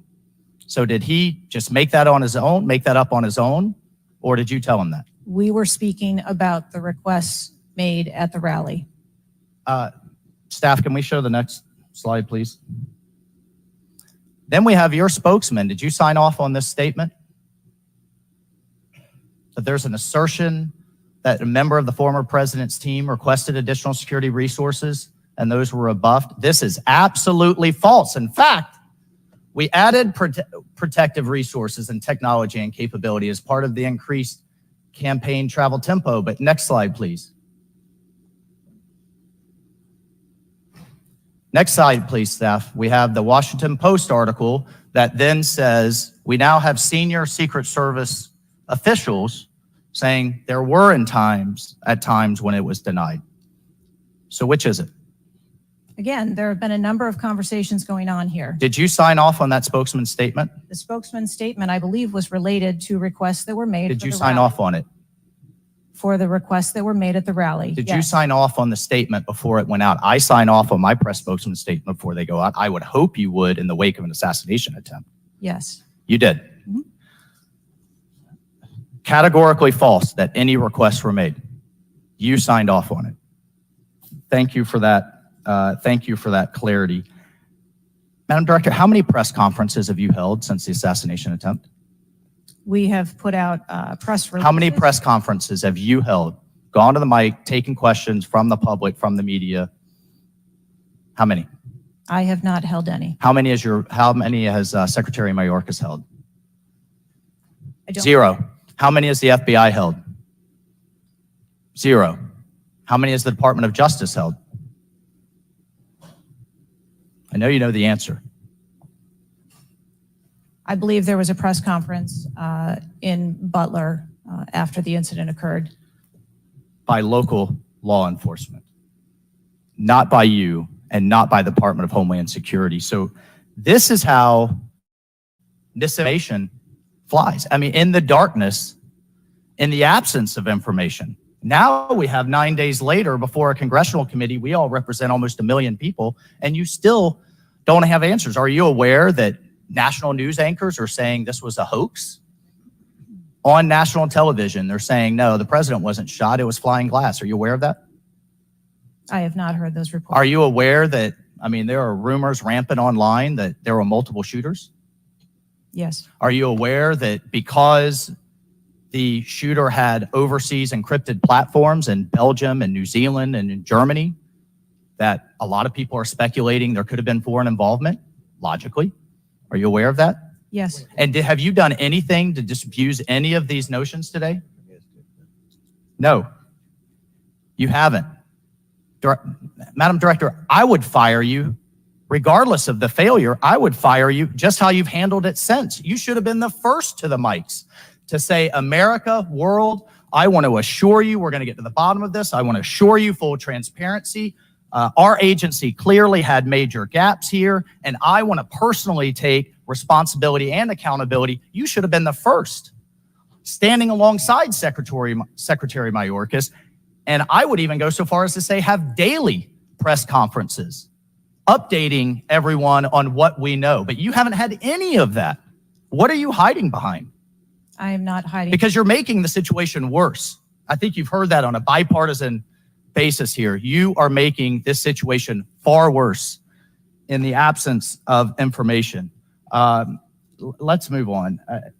This is truly astounding. I want to be clear because you keep dodging the issue. Has President Trump's permanent protective detail requested additional assets over the last few years? He is clearly not your average former president. He's not Jimmy Carter in an old folks home. He's not President Bush speaking out in his barn. He has multiple residences, a lot of rallies. He's very publicly engaged, and he has a foreign threat in addition to domestic threats. Have they requested additional resources? That's the last question, but please feel free to Thank answer, Director.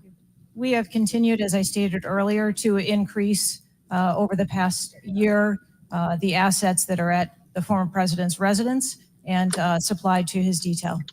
Mr. Chairman, if I could just ask for one more indulgence. It is clear you have not been to Butler, Pennsylvania. Leaders lead and should be on the ground. You have not been there. Instead, you went to the RNC, but you weren't originally even going to go there. Where were you originally scheduled to go besides the RNC, a national special security event? I was always scheduled to go to the RNC. Mr. Chairman, I would like to enter into the record that the director was scheduled to go to Aspen, hobnobbing around with, I don't know what liberal elites go to Aspen. That was where you were originally scheduled to go to speak at a forum. I was scheduled to go to the RNC. I was going to leave the RNC for 24 hours and return back to the RNC. I hope, as your predecessor, Julie Pearson, with a security incident on the White House and under the Obama administration and Reagan's Secret Service detail lead, I would hope you would have the dignity for the sake of the agents in the service to resign. Gentleman's time's expired. Thank you. I'd like to enter a few things into the record. First of all, the remaining articles that Mr. Biggs was wanting to enter into the record, without objection, so ordered. Next, I have a written statement from Representative Mike Kelly of Pennsylvania. His district includes Butler, and he has a written statement that we'd like to enter into the record without objection, so ordered. A bipartisan 114th Congressional report titled United States Secret Service, an Agency in Crisis. This was prepared by former Oversight Committee Chairman Jason Chaffetz and former Ranking Member Elijah Cummings.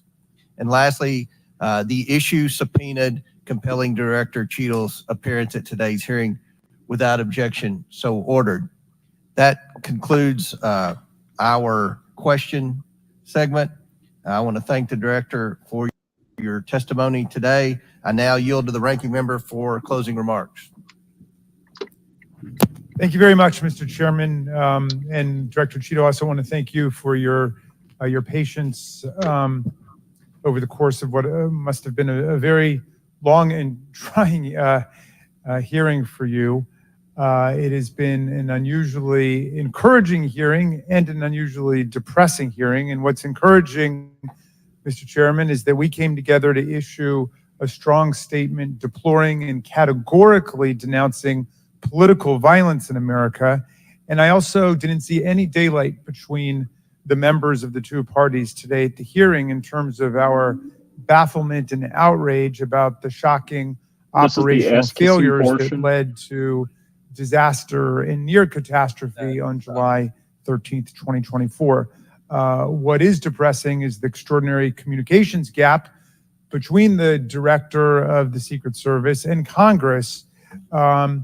And I don't want to add to the Director's terrible, horrible, no good, very bad day, but I will be joining the Chairman in calling for the resignation of the Director, just because I think that this relationship is irretrievable at this point, and I think that the Director has lost the confidence of Congress at a very urgent and tender moment in the history of the country, and we need to very quickly move beyond this. But what I will say, Mr. Chairman, is that I took this hearing to be about two major policy failures, and one policy failure is the one that got the vast majority of the attention, which was the failure of the Secret Service to effectively respond to a gunman on a roof within 150 yards of a presidential visit and speech.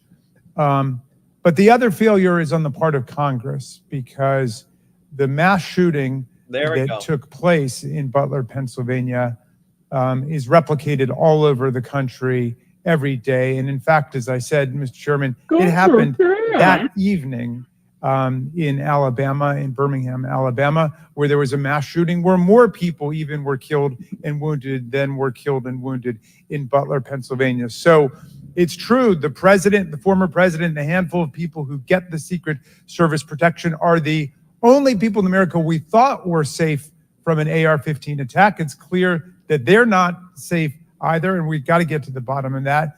But we also have to get to the bottom of the larger problem, which is that the whole country is living like this, in fear and in terror of assault weapon attacks in movie theaters, churches, synagogues, mosques, supermarkets, Walmarts, John, do you any live in place where an fear of audience an or a assault weapon public attack? gathers. And the worst was in Las Vegas, where a gunman got up on a roof and then just mowed down 60 people With a bump below stock, him don't ask and any wounded questions. hundreds and hundreds of other people. So we've got to deal with that problem. Yes, we've got to move as swiftly as we can to deal with the problems of the Secret Service, but the broader problem is still there. And I just wish to the heavens that our colleagues that could get together on the question of presidential security against an AR-15 attack could get together on the question of public Maybe they could make it security illegal to use against an an AR-15 AR-15 to attack, assault. because all of us are vulnerable. All of our families are in danger by this, Damn and them the rest of the AR-15s. world doesn't live this way. And we have to look to see how uniquely strange it is that we allow 20-year-olds to access AR-15s, weapons of mass destruction, and show up in public places to WMDs. endanger other Osama people. bin And I hope, Laden Mr. have Chairman, any we can work WMDs? together on that with the same spirit of bipartisan commitment to the public safety that was exemplified here today. And I yield back to you. Ranking member yields back. I'll deliver my closing remarks. Director Cheadle, I've subpoenaed you to appear today to get answers for the American people And you got it. about the failures that led to the assassination attempt of President Donald J. Trump. Unfortunately, you refuse to answer today.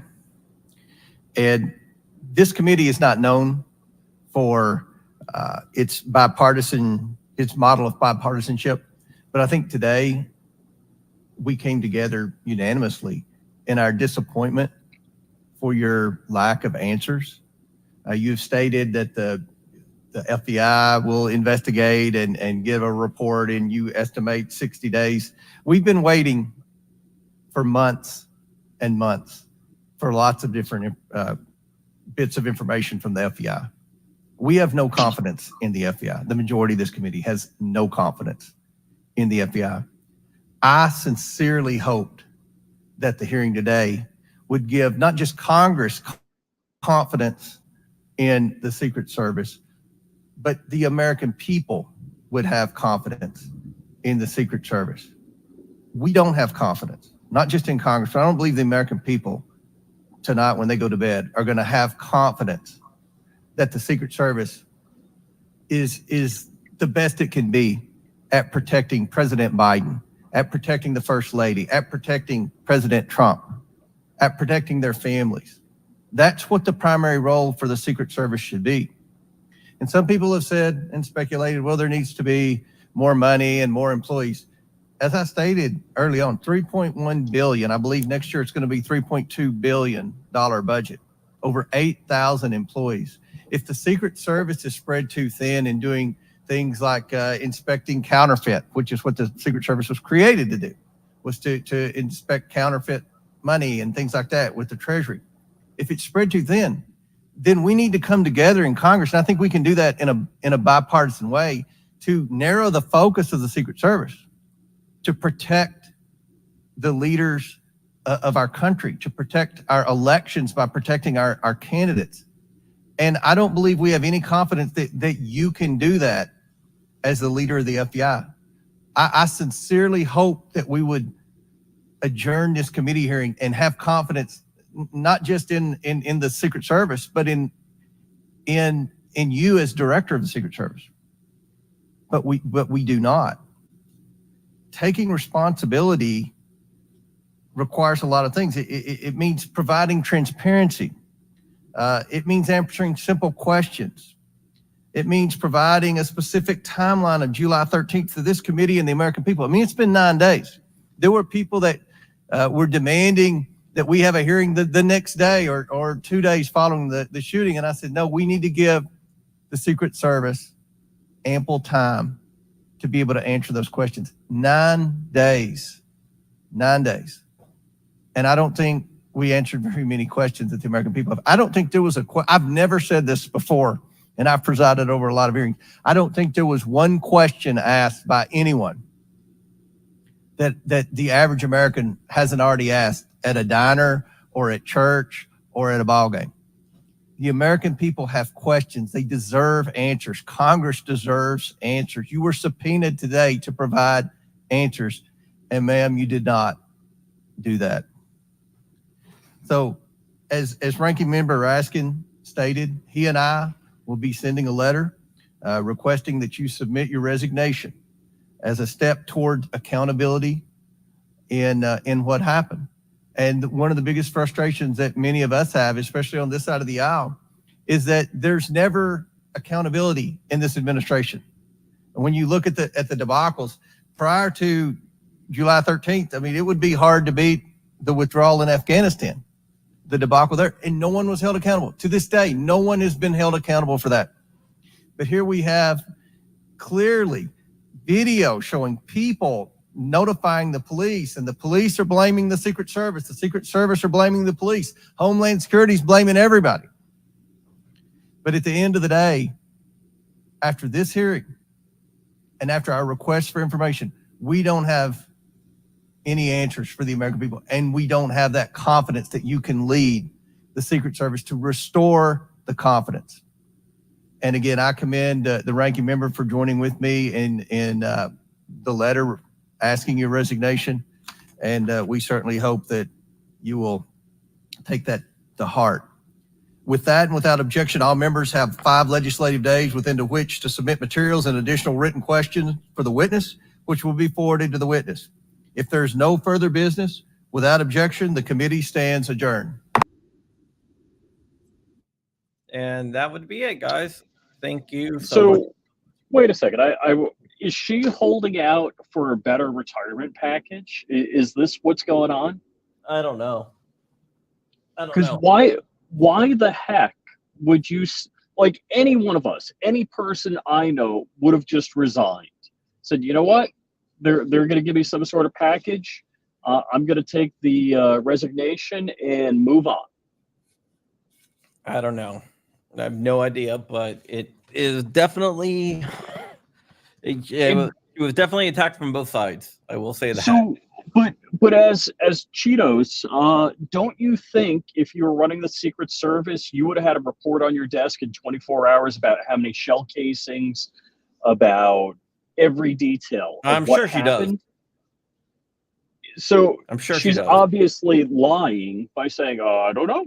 I don't know how many shell casings. I don't know where the letter came from. I don't know." No, she never said I don't know. She referred everything to the Right, FBI. right. Oh, that's FBI investigation. They're going to be continuing an investigation. I mean, that was every answer. That was every single answer. I mean, it was incredibly frustrating. So yeah, of course she's briefed before she goes on by legal counsel on how to answer. Like, hey, they war room and they might even role play before she gets up there. So Yeah. she's prepped to give this is an active ongoing investigation by the FBI, and when they turn up the answers, we'll have that for you. Yeah, I think Guy Actual nailed it on the head here. Like she was probably advised not to say anything by her Right. attorney. By the way, you can get one of these awesome axes at Black Swan Tactical. We have a few left. Ask me where you can find them. Black It's Swan blackswantactical.com. Yes, all the axes that have been ordered are going to go out today. I'm actually printing out labels, putting them on there. I gotta run them up the street, so they will ship today. That is the special edition because I rotated the B and the S because these were the first editions, just to make it a little bit different. So, Crumpy, have you gone to an axe throwing place and tested them? No. Have you chopped any wood with them? I have not. No. But yeah. But with that, we're getting ready to wrap up here. There's going to be no show today because I just did 4 hours of live streaming, so don't really feel like it. No show? Yeah, 4 hours of live streaming, man. That's a. Yeah, I'm sorry. I've been doing chores around the house, so I got to fix broken stuff. Yes, I've heard. I would have jumped on with you because, oh man, Dark and I were like ripping this lady a new one. Yeah, I figured you and your boyfriend be talking on the phone. Yeah. We're listening to your stream and we're like chiming in, but we're running around the house, each other's houses, not the same house, doing chores. Mm-hmm. Yeah, don't forget to hit that like button before we go. Remember, Black Swan Tactical for your axes. I think we're going to get out of here. And I hope you guys have a great, great day. And with that, we are gone. I love you guys so much. Don't ever forget that. And I will see you guys tomorrow, probably. Bye. Oh, and by the way, follow Flying Rich or Flying Rich Firearms and Flying Rich Official